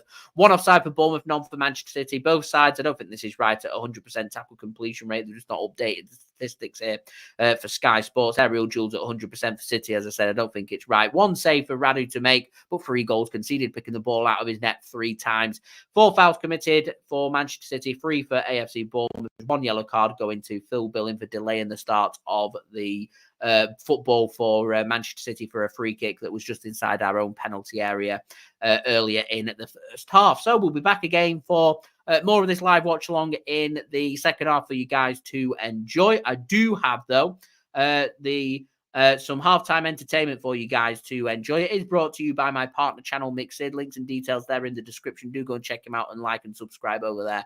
That would be much appreciated. It's once more, as I never had a proper chance in the Manchester derby with things going on and things going wrong, and me waffling on as well, to give the full review of the Black Sheep Brewery, which is a drink I'm hoping to bring to the JSGC channel very soon. So this is Mixid's review of that. So sit back, relax, go and grab yourself a drink, get yourself some snacks, chat amongst yourselves, and we'll be back again for the start of the second half. Hello guys, Mixid here, back again for another review video. So for this review video, we are reviewing the Milk Stout.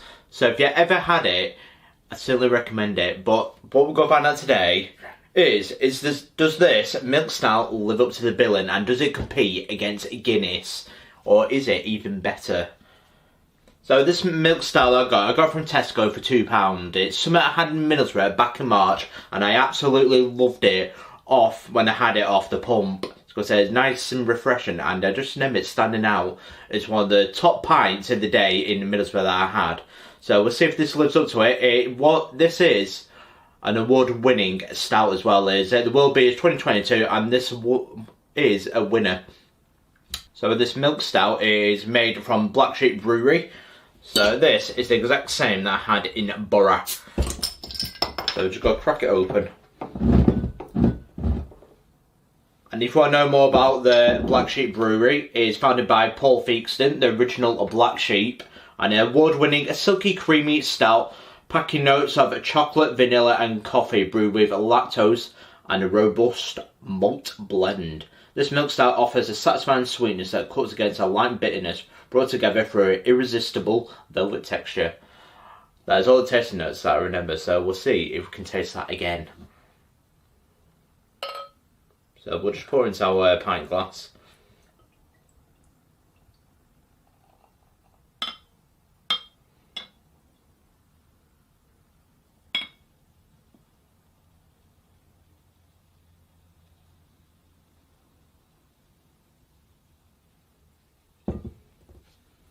A little bit of a towel head, that one.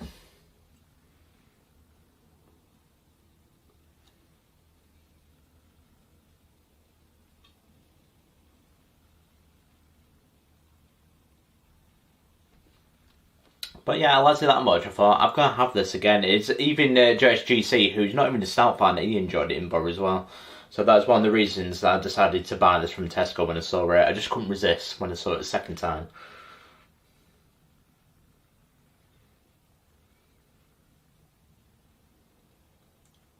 Another thing to mention though, you can see it's served in glass. I think that makes all the difference. I prefer glass rather than cans.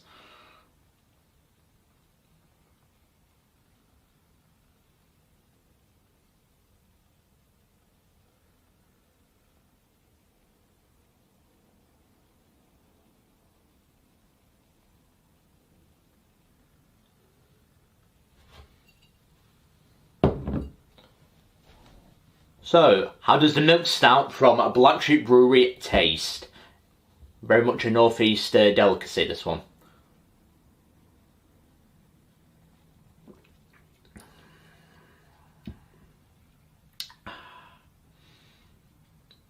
It's those coffee tasting notes that absolutely stands out, especially like a little bit of caramel, but it's the coffee that I just love about it with the vanillas, because it's so tasty. It's just so damn tasty, and I think as a personal preference, I think I like it even better than Guinness, and that is absolutely saying something. I just love this. I've been looking for a stout that can actually compete against it. I remember having the Black Rock stout. That certainly didn't live up to the billing, so I thought Guinness was better than this, but this one, it does. I can see why this is an award-winning stout.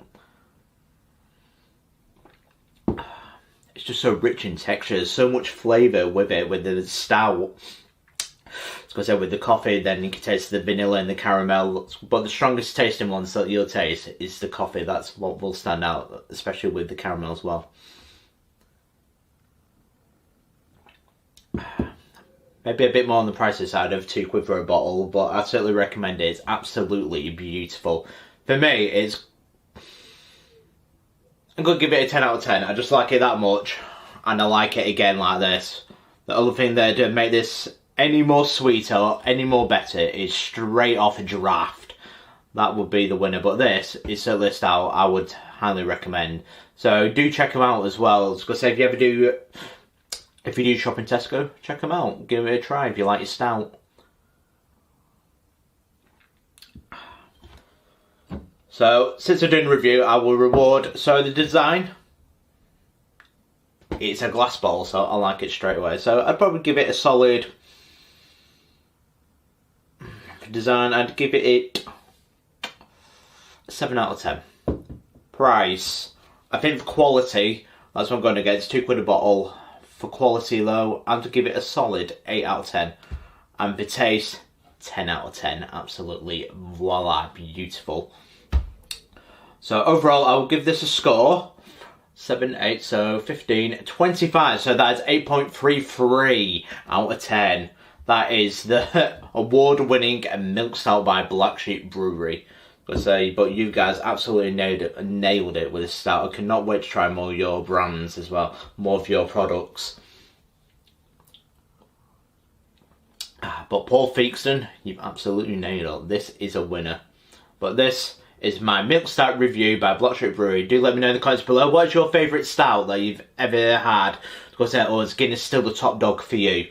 Or any more stouts that you've come across the globe, any ones that you highly recommend, do let me know. But I've been Mixed. This has been my Milk Stout review by Black Sheep Brewery. Don't forget to like and subscribe to Mixed, as I really do appreciate it. We've finally reached 2K, yay! So thank you everyone for all your support as well. So it really does mean a lot to me, as I will do a special 2K video for it, as well as I will try 5 summer cocktails that you must have for this summer, as I will give you my thoughts, as I will make 5 summer hits, as I will make 5 summer cocktails that I personally like. But I've been Mixed, and I will see you in the next cocktail video. Cheers.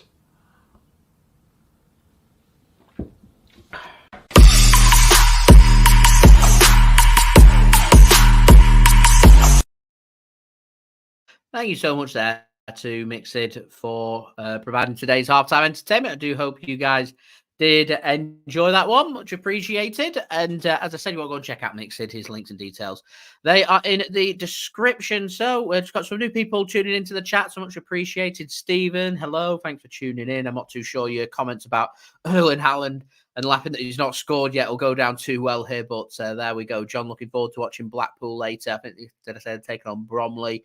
John liking the look of Mixed's bar as well. Daniel, thanks so much for tuning in too. Much appreciated. I do hope you are well. So we're just going to get the stream back up and running, ready for the second half. Firstly, we are pushing towards 100 likes. We're 35 away. So any help towards that would be much appreciated. Let's get them likes up. Don't forget, subscribe as well if you are new around here. Press that red button, press the bell, and put your push notifications on. I have just had my phone on charge at half time. So just giving it a little bit of a top up. It's only added an extra 4%, but an extra 4% is better than losing 4%, of course. So just getting the stream back up and running here, ready for the second half.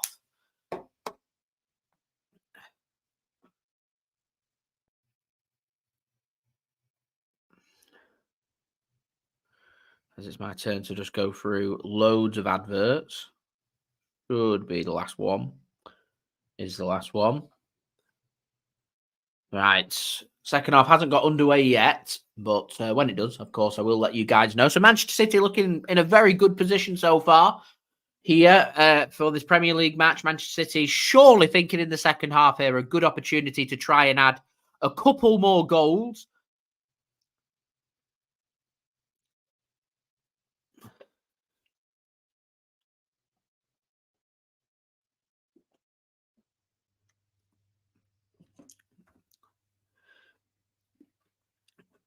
There we go. As Manchester City have made a change at half-time.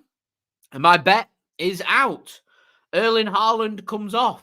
And Phil Foden comes on. I don't know if that's injury forced or City just feel like the job's done and they want to rest Erling Haaland, as he's not had much of a rest for City. Alvarez will go up top and Foden will take over the reins, I presume, in midfield. Maybe Bernardo might go into midfield. We'll see. So we are underway here for the second half. Manchester City attacking from right to left, Bournemouth attacking from left to right. Bournemouth will look to try and get into this game as quickly as possible, and getting forward here with 4 players is a good way to go about that, and starting to commit more of the midfield and defenders forward and looking to try and put City under pressure here very early on in this second half is the way that Bournemouth will try and get back into this game. Manchester City, of course, will just be thinking about trying to seal this game off.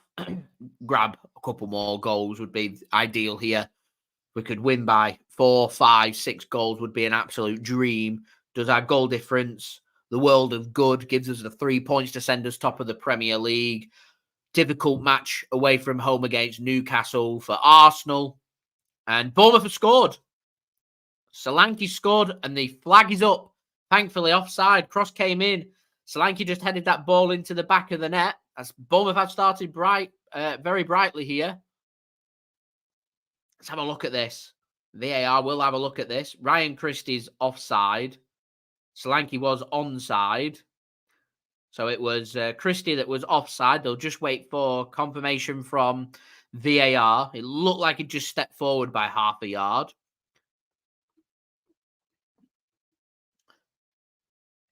We do want to hope that Haaland isn't injured. I think it's just down to rotation. All right, VAR, having a look at this one. It looks like he's half a yard off.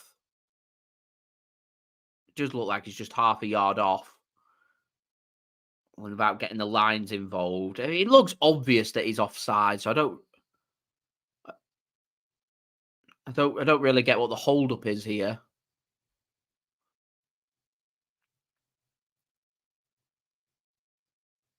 I don't get what they're looking at.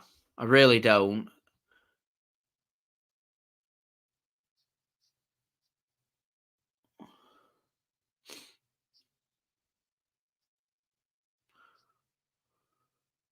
Yeah, offside given. They need to improve on this offside technology. Champions League have got it spot on with the latest technology, and for some reason, the Premier League said no to that technology. They need to say yes to that next season. It takes too long. It took a minute for what was a clear offside there.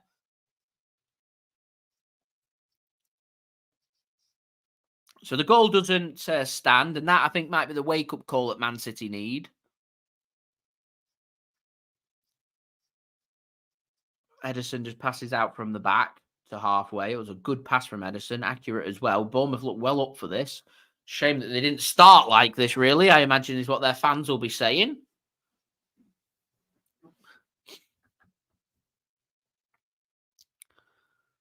Bournemouth now just knocking it around at the back. Trying to give Man City something to think about. They can just grab that goal. It will give City something to think about. They know that Haaland's not on the pitch, so there's a danger there that they don't have to deal with. There's dangers everywhere on the pitch. Arguably, the most dangerous player isn't there. Grab a goal, and all of a sudden they take a lot of confidence away from that. But as it is, Manchester City just looking to try and take the sting out of the game here. Look for the next 2 or 3 minutes just to knock the ball around, have the possession, move from there, or try and create their own opportunity and score a goal. In the end, they give the possession away, and it'll be a throw into Bournemouth just outside their Bournemouth penalty area. Not the best of balls forward, that from Manuel Akanji looking for Kyle Walker.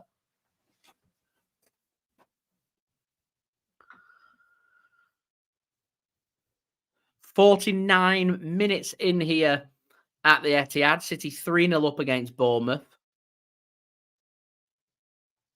Here's Foden. There's a chance for him to do something.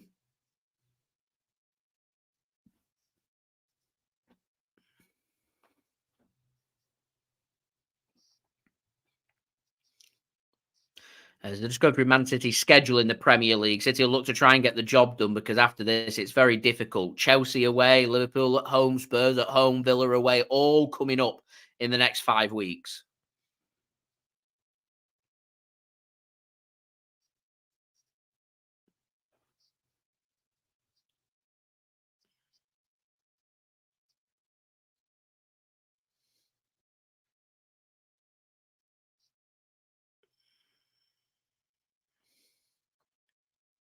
I think get these 3 points here.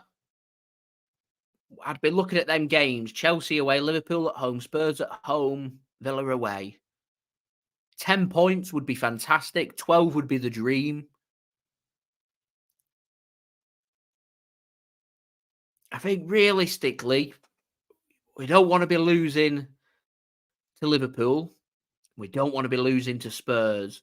We've got them at home, so I think they're must-win games for City, in my opinion. Chelsea away offers difficulties of not being consistent. I think if City can turn up and play a good game, I think we win that game. Liverpool and Spurs doesn't cause me sleepless nights because we are at home.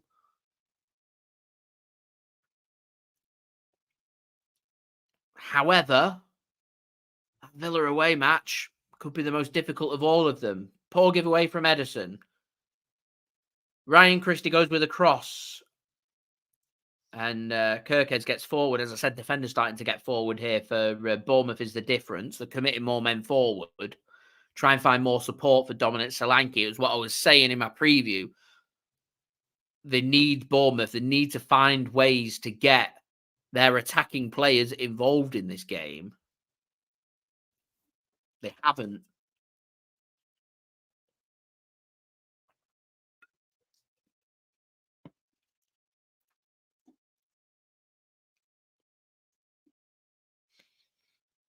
Here's Ederson. Gives it to Phil Foden. Son has been playing very well.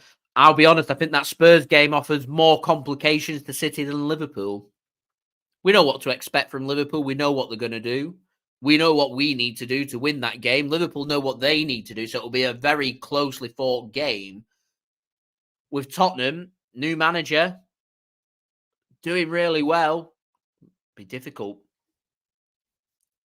That Villa away match, though, it's complicated. Chelsea away could be complicated.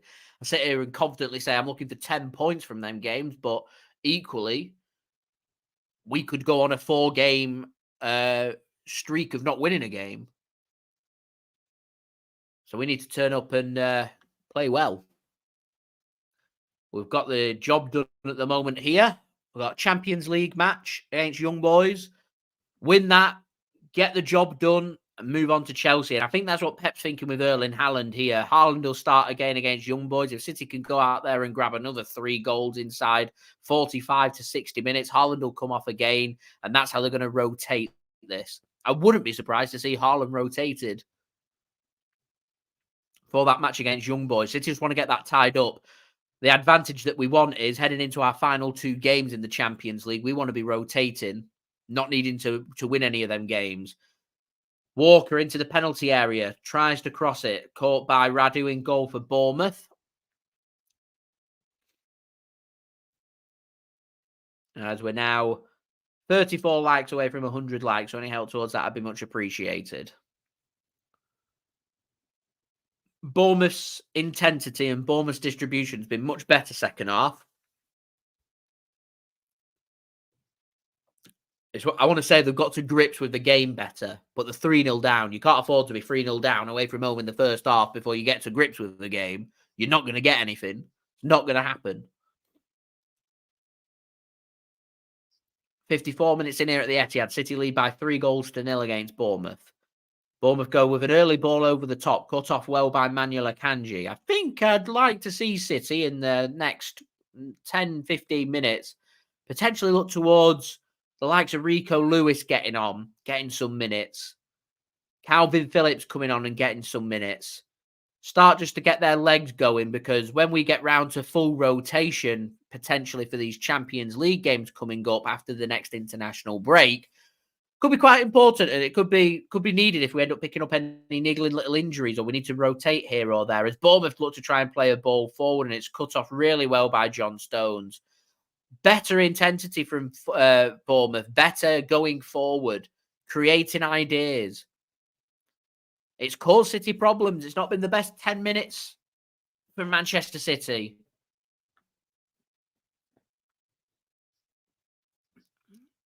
It seems like the sub with Haaland's just taking the sting away from this game.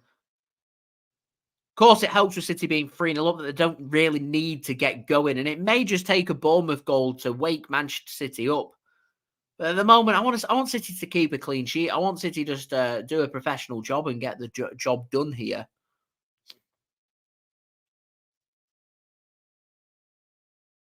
Birmingham 2-0 up against Ipswich. QPR, big goal down at the bottom of the Championship. 1-0 up away against Rotherham.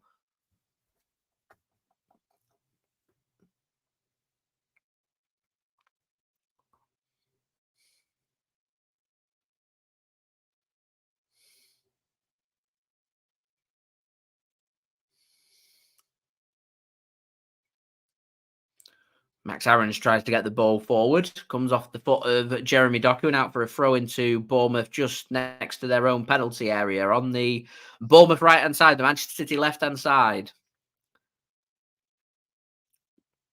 Cut off well by City.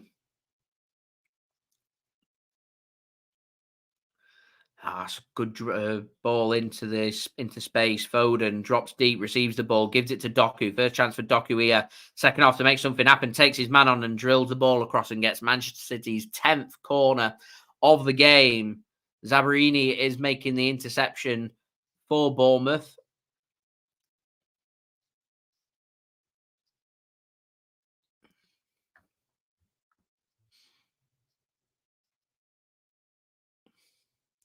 Corner here for City then.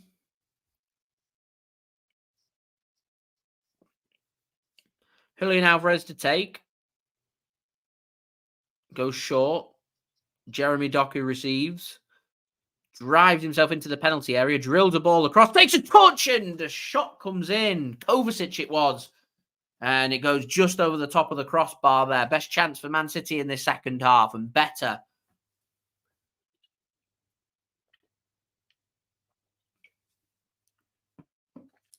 It's a great touch from Akanji to cushion it down for Kovacic. He twists, turns, finds a good connection.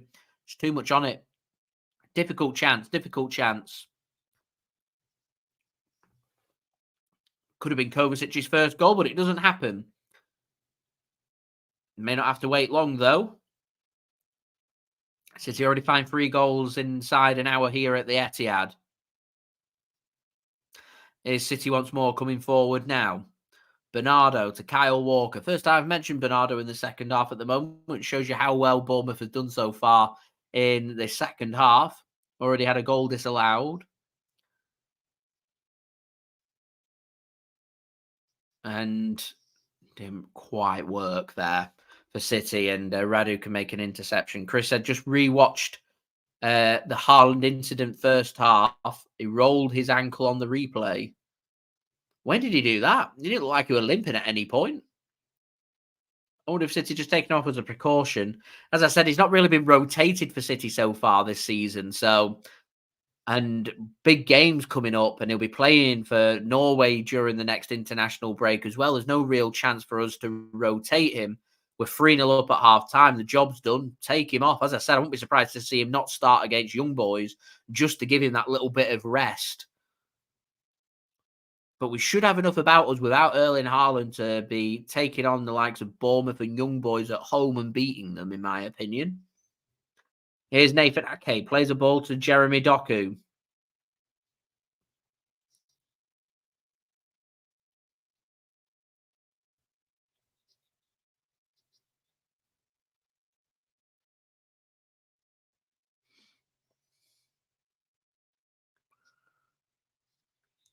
Really good interception that from Max Aarons. I said it'd be an interesting little battle, Doku and Aarons. They're both very quick.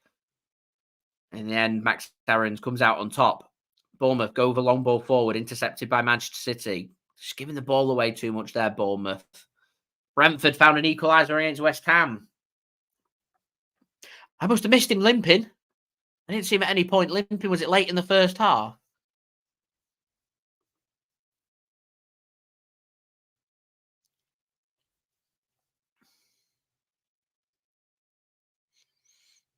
I can't help but feel like if this was 0-0, Haaland would have come out for the second half.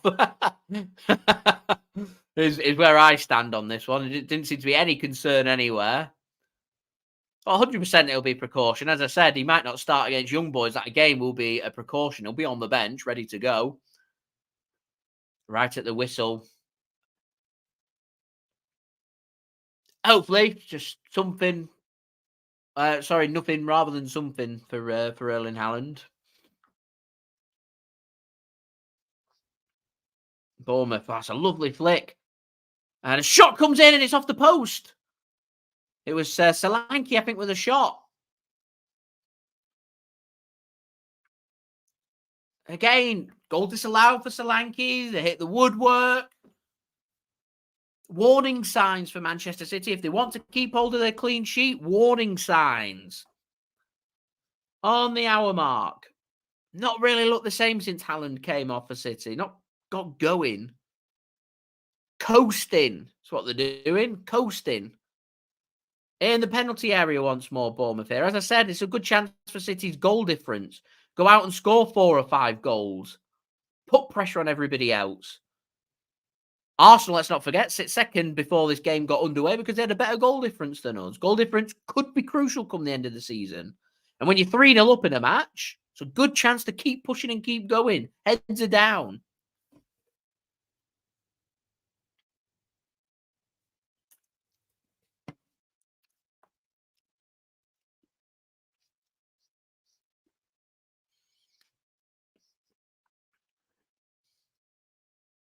It's a lovely ball into the channel. Julian Alvarez. He's isolated. He's got nowhere to go. He's got to go backwards.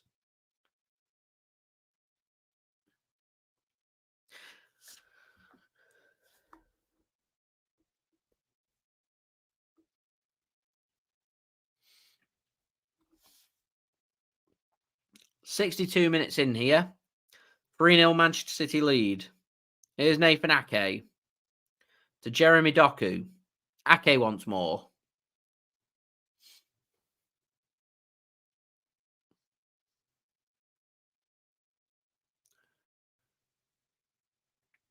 Good work on this right-hand side. Walker, Bernardo combining well. Great interception by Senesi. And Bournemouth can have the ball. Radu just works it out from the back to the defence. Played forward. Jeremy Doku should find the interception and does. And City can go back to knocking the ball around. Wigan, conquerors of Manchester City back in 2013 in the FA Cup final, take the lead against Exeter. Away from home. Middlesbrough through Josh Coburn find an equaliser at home park against Plymouth. Here's Jeremy Doku now into the penalty area, onto his right foot, plays a ball into space, and there's the 4th for Manchester City. It's Phil Foden, the substitute, and another assist for Jeremy Doku. Today very much belongs to Jeremy Doku, and that will be that for Manchester City. It will be the 3 points, and Manchester City now got a great chance to keep pushing this goal difference. Keep pushing, keep going.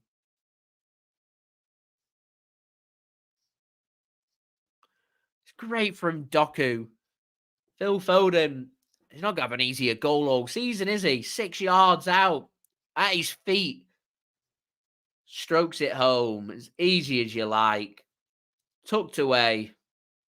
Phil Foden even has time to take a touch. 2 touches, in fact, and into the back of the net.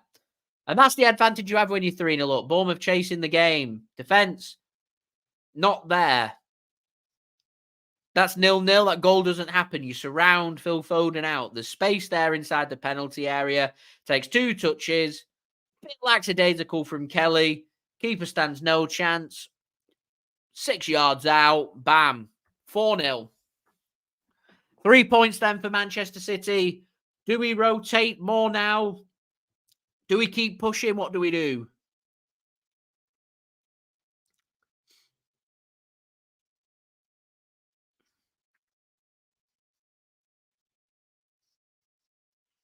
It's been an excellent winger and midfield performance from City. It's been excellent.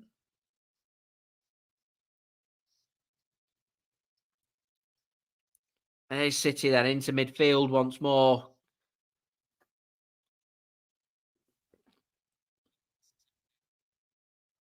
Continuing to push.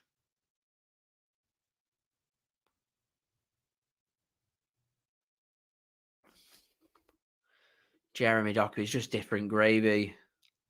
I love that from SK. Bristol City eventually managed to break the deadlock at Ashton Gate, 1-0 up against struggling Sheffield Wednesday.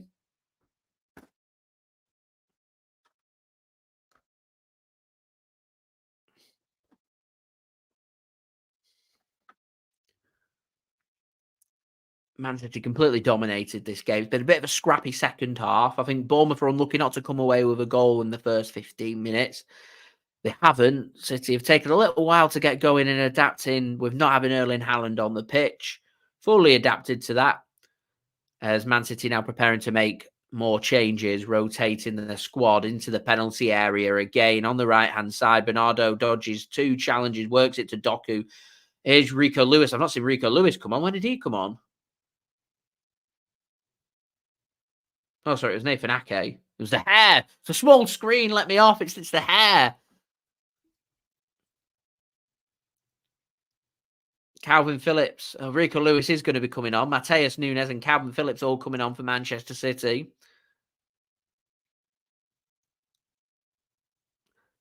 Alvarez works it short. Here's Jeremy Doku. Gives it to Phil Foden.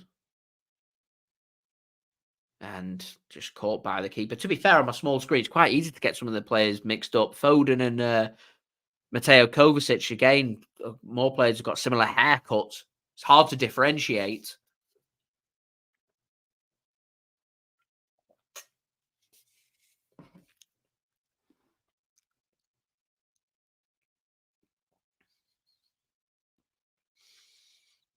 It's going to be an all midfield change here for Manchester City then. Lewis coming on. Matheus Nunes coming on and Kalvin Phillips. I presume it's going to be Rodri coming off. Maybe John Stones as well and Kyle Walker perhaps, as Middlesbrough have now retaken the lead at Home Park. Leading by 3-2 there.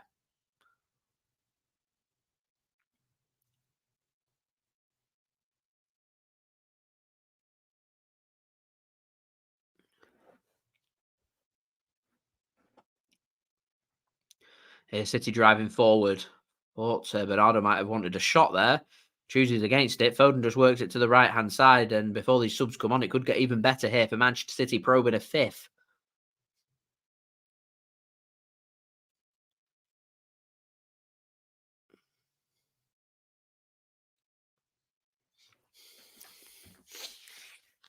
This evening certainly going to belong, though, to Jeremy Doku, I think. Been nothing short of exceptional for Manchester City. As we're now 33 likes away from 100 likes. So any help towards that would be much appreciated. Do subscribe as well if you're new around here. That will be much appreciated.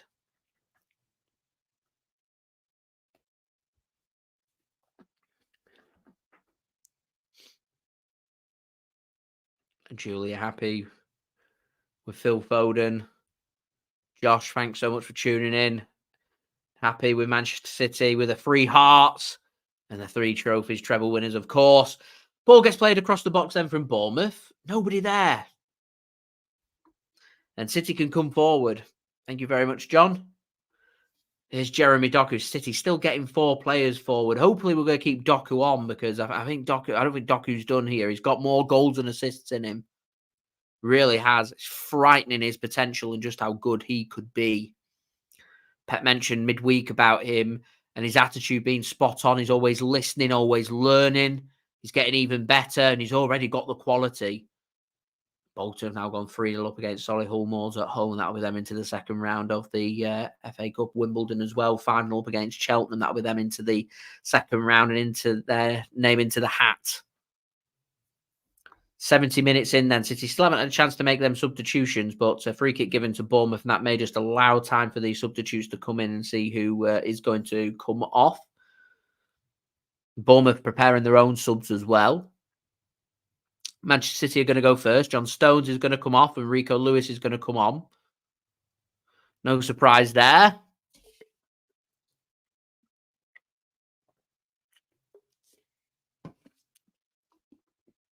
And Josh, it would be brilliant to get the 4th Premier League trophy. Something no one's ever done before. It'll be history in the making. Julian Alvarez the next to come off. Matheus Nunes going to come on. I don't know who's going to go up top here. Phil Foden?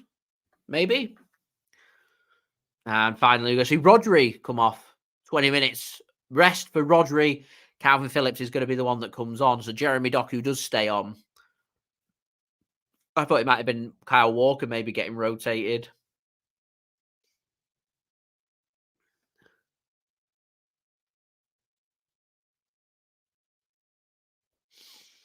Stockport look like they're on the way to the second round as well. Hat-trick for Kyle Wooten against Worksop Town at home.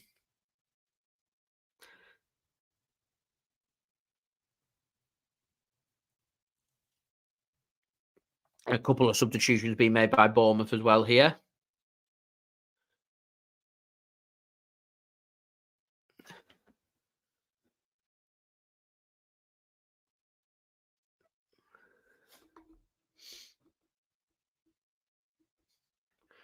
The geezer Dan says he'll be pretty happy with a draw at Chelsea next weekend and a win against Liverpool. It's all put into context. Heading into the international break, Chelsea haven't looked great. I think we need to be targeting 3 points in London. Normally, I'd suggest a point against Liverpool isn't the worst result. Liverpool are a good side, but with a home team, I fancy Liverpool are probably going to beat us at Anfield as they always do, which means we need to beat them at the Etihad as we normally do. And a big game against Spurs, we need to be winning that. So games are coming thick and fast. Big games, real big games. Cameron Archer just giving Sheffield United the lead. It could be a massive 3 points. Sheffield United taking on Wolverhampton Wanderers at Bramall Lane today.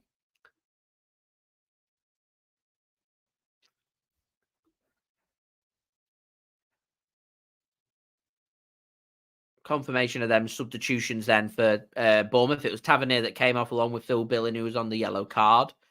And it was Sinestra and Semenyo that have come on. Sensei's come on at half-time for Mepham. You also saw Rothwell come on for the injured Alex Scott in the first half. So that's 4 substitutions made by Bournemouth. City have made 4 subs as well. So Foden come on for Haaland.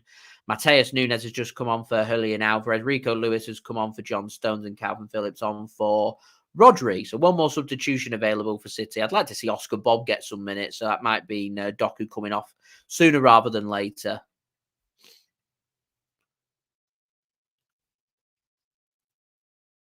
Lynn's happy with Manchester City 4-0 up.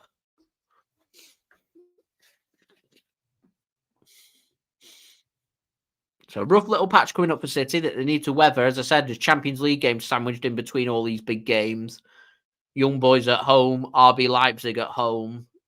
City win both them games, will qualify for the last 16 of the Champions League and in first place as well. City win against Young Boys. We're in the last 16.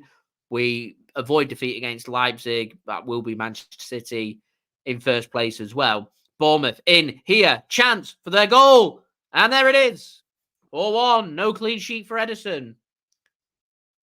Sinistera that's just come on gives Bournemouth the goal and it's 4-1. Bournemouth will feel better about that. And to be honest, I think Bournemouth deserve that goal for the second half performance. They've been much better.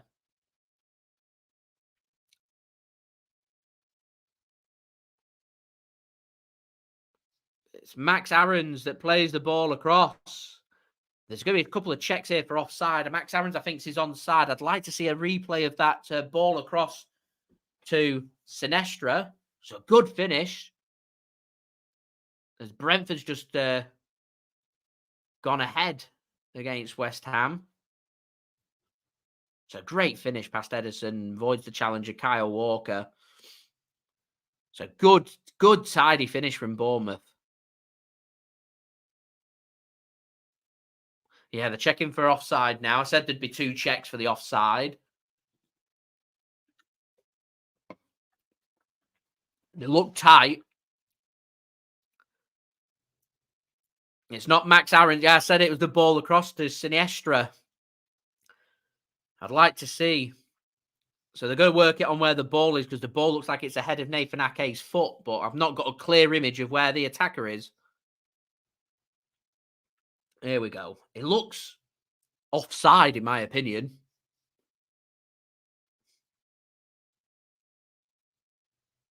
This is close. Onside. That's onside from that line that I just saw. It's a good finish. I think this will stand. There we go. Goal given.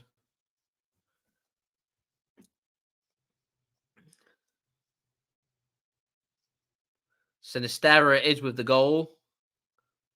It's all about perspective and looking across and looking at that. Yeah, looks onside. Luis Sinisterra with the goal. And I think Bournemouth, as I said, I think Bournemouth deserved that goal.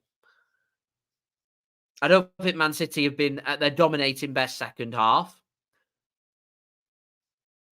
I don't think we warrant winning this second half by 1-0. I think Bournemouth deserve to take a little bit of credit home with them. They've attacked more. They've looked better. They've looked fresher in this second half. And they're not done here. They're going forward again.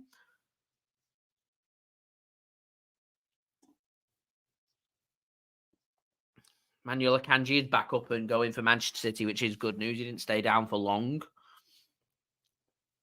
When you make all the substitutions and you rotate, and it's difficult, as Rothwell gets forward here for Bournemouth, and another chance of two of the Bournemouth players just getting in the way of each other. I think it was Kirkres and Rothwell just getting in each other's way, and a ball comes across and dealt with by a combination of Rico Lewis and Mateo Kovacic, and Bournemouth can get that one clear.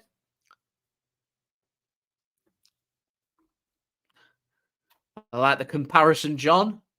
But the point you're making is spot on. It is hard to get going. Once you know that the job's done, motivation is lost. But sometimes you just got to be ruthless. And this is what I'll be saying in my match review later on. I'm happy with the 3 points. I'm happy with how we've performed. 4 goals, it's fantastic. But there's a goal difference there that we're not running away with, that we have a chance, 3-0 up at half time, to go on and push and grab at least a couple more goals and build on that goal difference. Goal difference could be crucial at the end of the season. So when you're 3-0 up at half-time at home against Bournemouth, these are the games you're looking at to try and build up a big lead and start turning 3s into 4s, 5s and 6s, which at the moment, City haven't really done this season.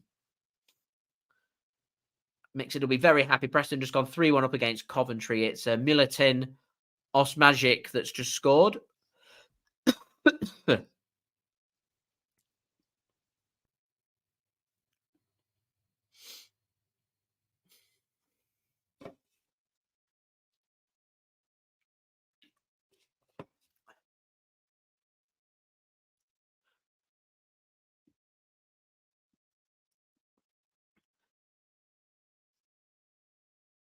Free kick given to City then, just inside City's own half. Rico Lewis, it was brought down. Bournemouth a bit too eager to get going. It's Bournemouth that want to score next. It's Bournemouth that's forcing the issue. It's Bournemouth that's pushing the ball forward. It's Bournemouth that are showing the intensity. It's Bournemouth that are 4-1 down. That's why they've got that. Manchester City just taking the foot off the gas, and that's the problem here. Linus, thanks very much for tuning in, saying Rodri goes to the bench to defend. It gets into the shambles. Rodri's outstanding, isn't he? I think it's just a host of changes being made and City being 4-0 up, but the foot's off the gas. They don't really care. But as I said, it would have been nice for City to have kept a clean sheet and continue building the goal difference. But we are nitpicking at the end of the day. The most important thing here was 3 points for Manchester City, and we're on course to make that one happen. And nearly Bournemouth back in again and force a corner. More defending for Manchester City to do. Linus, very good comment. Says, do I think Doku's going to be a consistent starter in the future, or do I think someone like a Wirtz or a Musiala or a Paqueta is still needed? I think give Jeremy Doku a couple more seasons, he could be a very consistent winger, and having that pace and precision is something that we've missed. And the more he listens to Pep, the better he will get, in my opinion, and he will be able to make a left wing or a right wing position his own, in my opinion. Corner comes in, nearly falls well to Bournemouth, but Manchester City can get that one clear.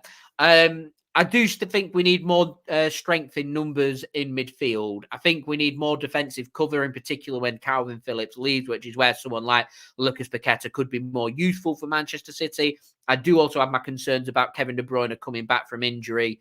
He is in the stadium today. He is walking. He's not needing any aid, which is fantastic news.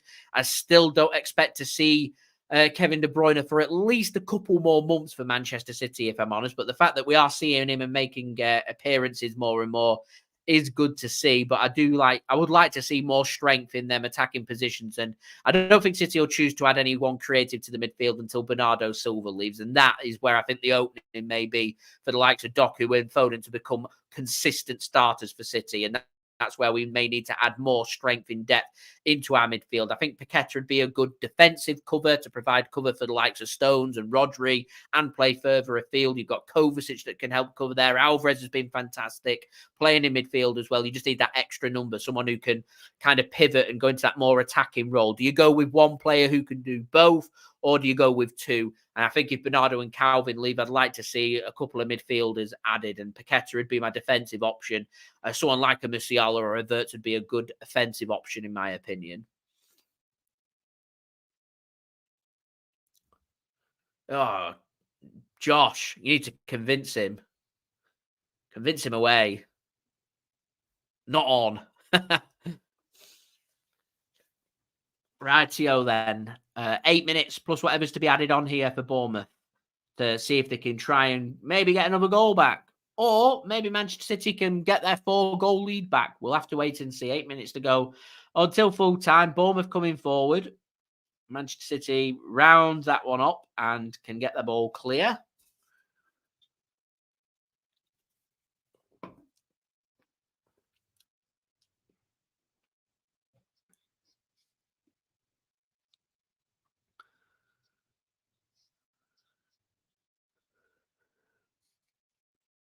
Couple of 3-2s now in the FA Cup. Stevenage 3-2 up against Tranmere. Notts County 3-2 up against Crawley Town.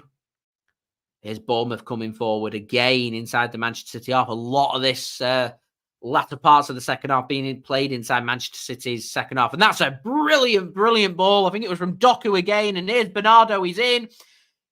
He can't square it across. He doesn't need to. It's a brilliant goal. Surely that's gone in. It has now. Goal given. I don't know who's going to be given the goal. That is an outstanding goal. They're waiting for the referee to tell, is it Bernardo's goal, or I think is it Phil Foden's? I think he's pointing to Bernardo that it's given.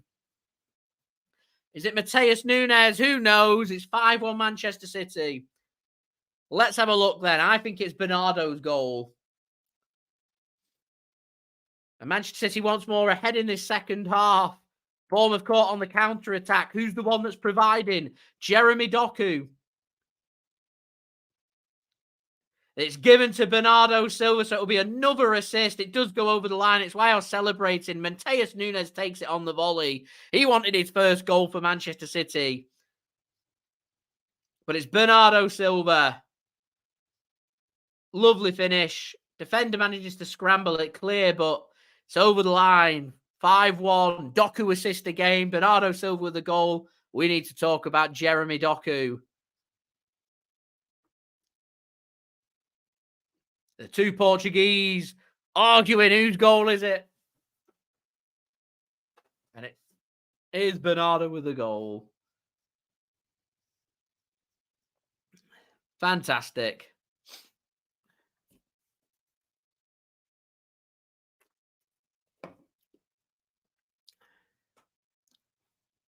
Good work by Manchester City. Really good work. Bernardo is exceptional. He's fantastic. John still wants his 8. Maybe. Bernardo then, he comes off. And it's going to be Oscar Bobb that comes on. And Doku's going to see this one out for Manchester City.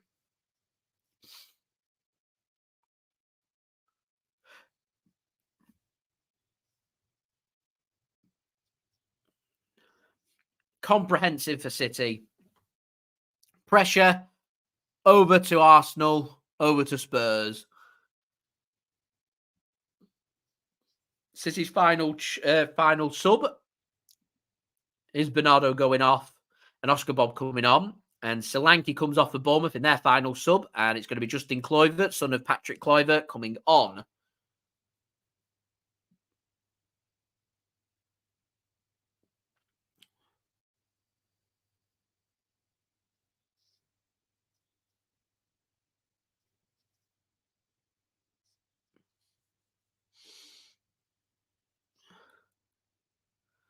City just coasting here to victory against Bournemouth. 4 minutes remaining. There's pointless adding any more on. And to be honest, there's a VAR check. There's been 3 goals in this second half. So they'll want to add at least 4-5 minutes on it. Game's done and dusted. To me, game needs to end on 90 minutes. Nothing else left to add to the game. We're now 29 likes away from 100 likes. So any help towards that would be much appreciated. Do subscribe as well if you are new around here. Akanji brought down. City fan 203. Thanks for tuning in. Hello. Do hope you are well.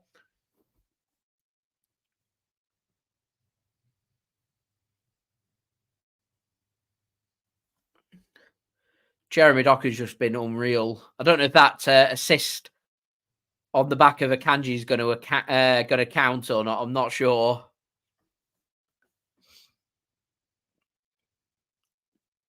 But it's been nothing short of exceptional.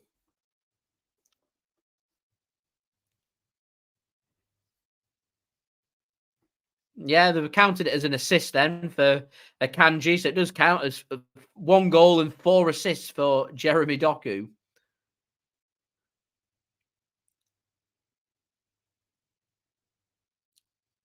I do hope you're right, Geezer Dan. Chelsea could do us a favour Monday night. I'm hoping Newcastle will do us a favour against Arsenal tonight as well. Would be great. City then got themselves a corner here.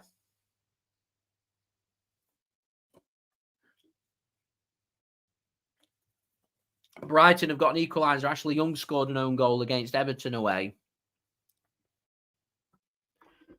It would be good. Cole Palmer do us a favour. Don't want Cole Palmer to have a good game next weekend against us, though. Corner taken short from Oscar Bobb. Kyle Walker, then back to Phil Foden. Gives it back to the right side. Worked into space, into the penalty area. Bobb goes across. That's a great diving header. Another goal for Manchester City. It's Nathan Ake. Wow, Jeremy Doku not involved in this goal. And Manchester City has 6 goals. 6-1 Manchester City lead. Rampant Manchester City. That will do the goal difference a world of good. Akshay has given up. Comeback is not on. Done and dusted. 6-1 Manchester City lead. My dad will be very happy. Bolton 4-0 up now against Solihull Moors. Dion Charles with the goal. It's a great diving header. It's a great ball across from Oscar Bobb. Great assist for him. Wolves have found an equaliser against Sheffield United, breaking Sheffield United's hearts at Bramall Lane, looking for their first win, I think, of the Premier League season. Great ball from Oscar Bobb. It's a great header from Nathan Ake.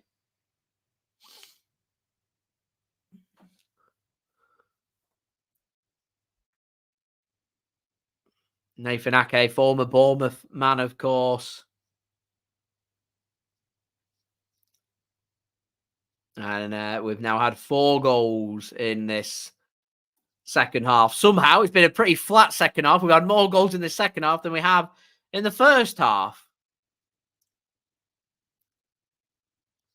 It's Jean Rickner Bellegarde with the goal for Wolves.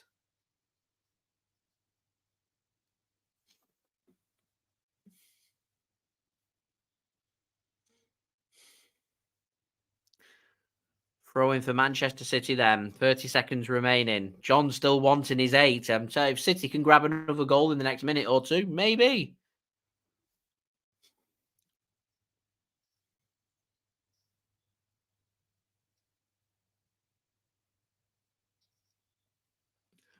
Haji Wright's just grabbed his second goal for Coventry and got them back into it against Preston North End. So Mixed will have a squeaky bum time there at Deepdale. Commentators are speaking that Haaland did go off with a limp at half-time. No word from City as of yet that they're concerned, and it wasn't anything more than a precaution, but I'm sure we'll hear from Pep after the game and the question will get asked by the media. So we'll get further clarification on that. As we're into the first of 7 minutes, this game is 6-1. This game's done and dusted. I don't get it.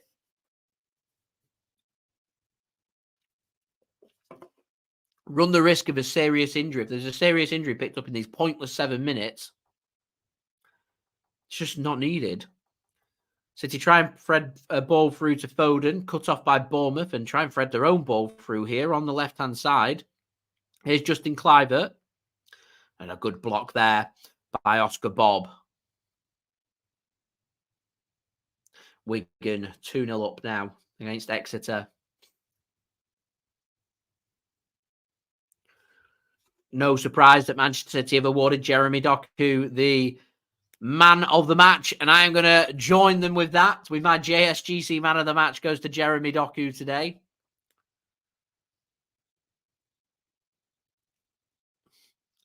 Goal and 4 assists is exceptional for Doku, and he's still on the pitch. So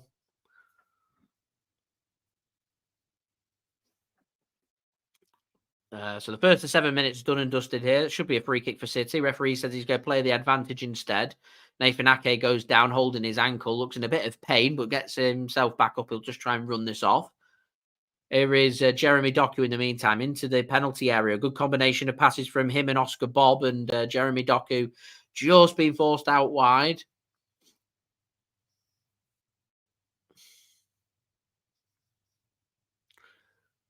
Here's City coming forward into the penalty area once more. City want a penalty. Referee says no.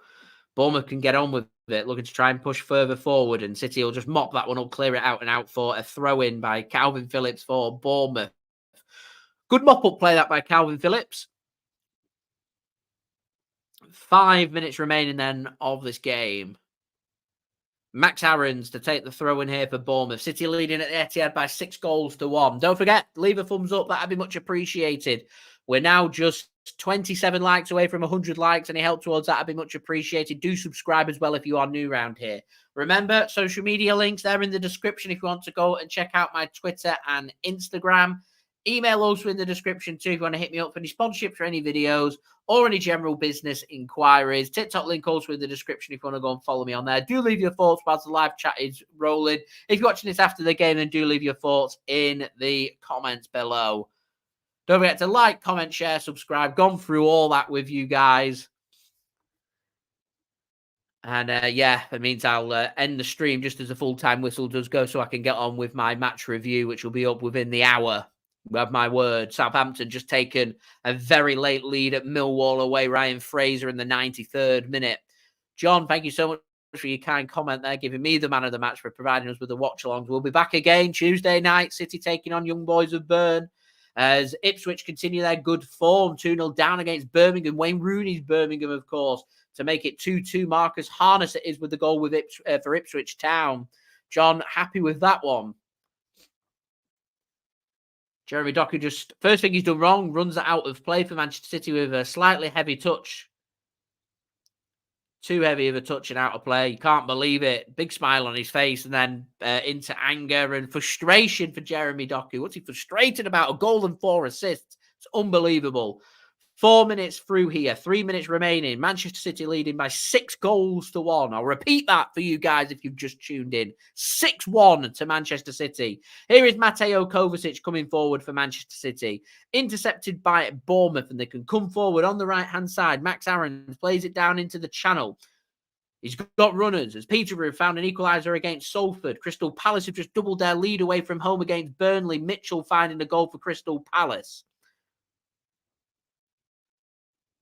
Leyton Orient 3-1 up now against Carlisle. As we approach 5 p.m. here in the UK. And Manchester City closing in on sealing a very convincing 3 points. Kirkes goes to put a ball across the box, dealt with by Manchester City. City find the clearance, and that'll go out for a goal kick, which will be taken by Ederson.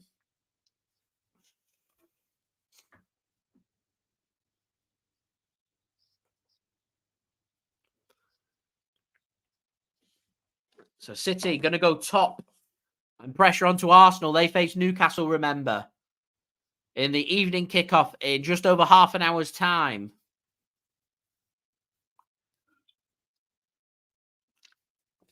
City coming forward here on the counter-attack. Rico Lewis goes down. Advantage played. Here's Oscar Bobb. He's looked good, Oscar Bobb, since coming on, hasn't he? Matheus Nunes intercepted. Unlucky not to get his first Manchester City goal today. It was Bernardo Silva getting the goal, and the ball did cross the line before he volleyed it in. And just 1.5 minutes left now. My dad will be very happy. Bolton with a convincing win over Solihull Moors and Bolton into the second round of the FA Cup. Aldershot 7-3 up away against Swindon. What an entertaining game that's been. And a dangerous ball across the box from Bournemouth there. Takes us into the 97th minute then. Just 1 minute left of this game. As I said, I am going to be ending the stream on the full-time whistle. So don't forget to leave a thumbs up, do subscribe, and I will see you guys for the next live watch-along on Tuesday evening. Manchester City taking on Young Boys in the Champions League as we look to seal qualification into the last 16 of the Champions League. So do get your thoughts in whilst we're still live as Bournemouth burst forward. Not a great pass, intercepted by Manchester City. Seamus, very happy with the 3 points. Thanks so much for tuning in. Much appreciated. And I'll see you for the next one. John says, cheering on Newcastle. Can't stand Arsenal. Not a fan of them. I won't repeat what you've put on there. I don't want to lose my monetization for the video. Just 15 seconds remaining here for Manchester City to get the job done. Comprehensive victory for City. We're going to speak about Jeremy Doku a lot more in the match review that I've got coming up for you guys within the hour. We're up for 6 p.m. GMT. You have my words. Ball threaded through. City, can they round it off? Oh, desperately unlucky. A good save from Radu, the goalkeeper.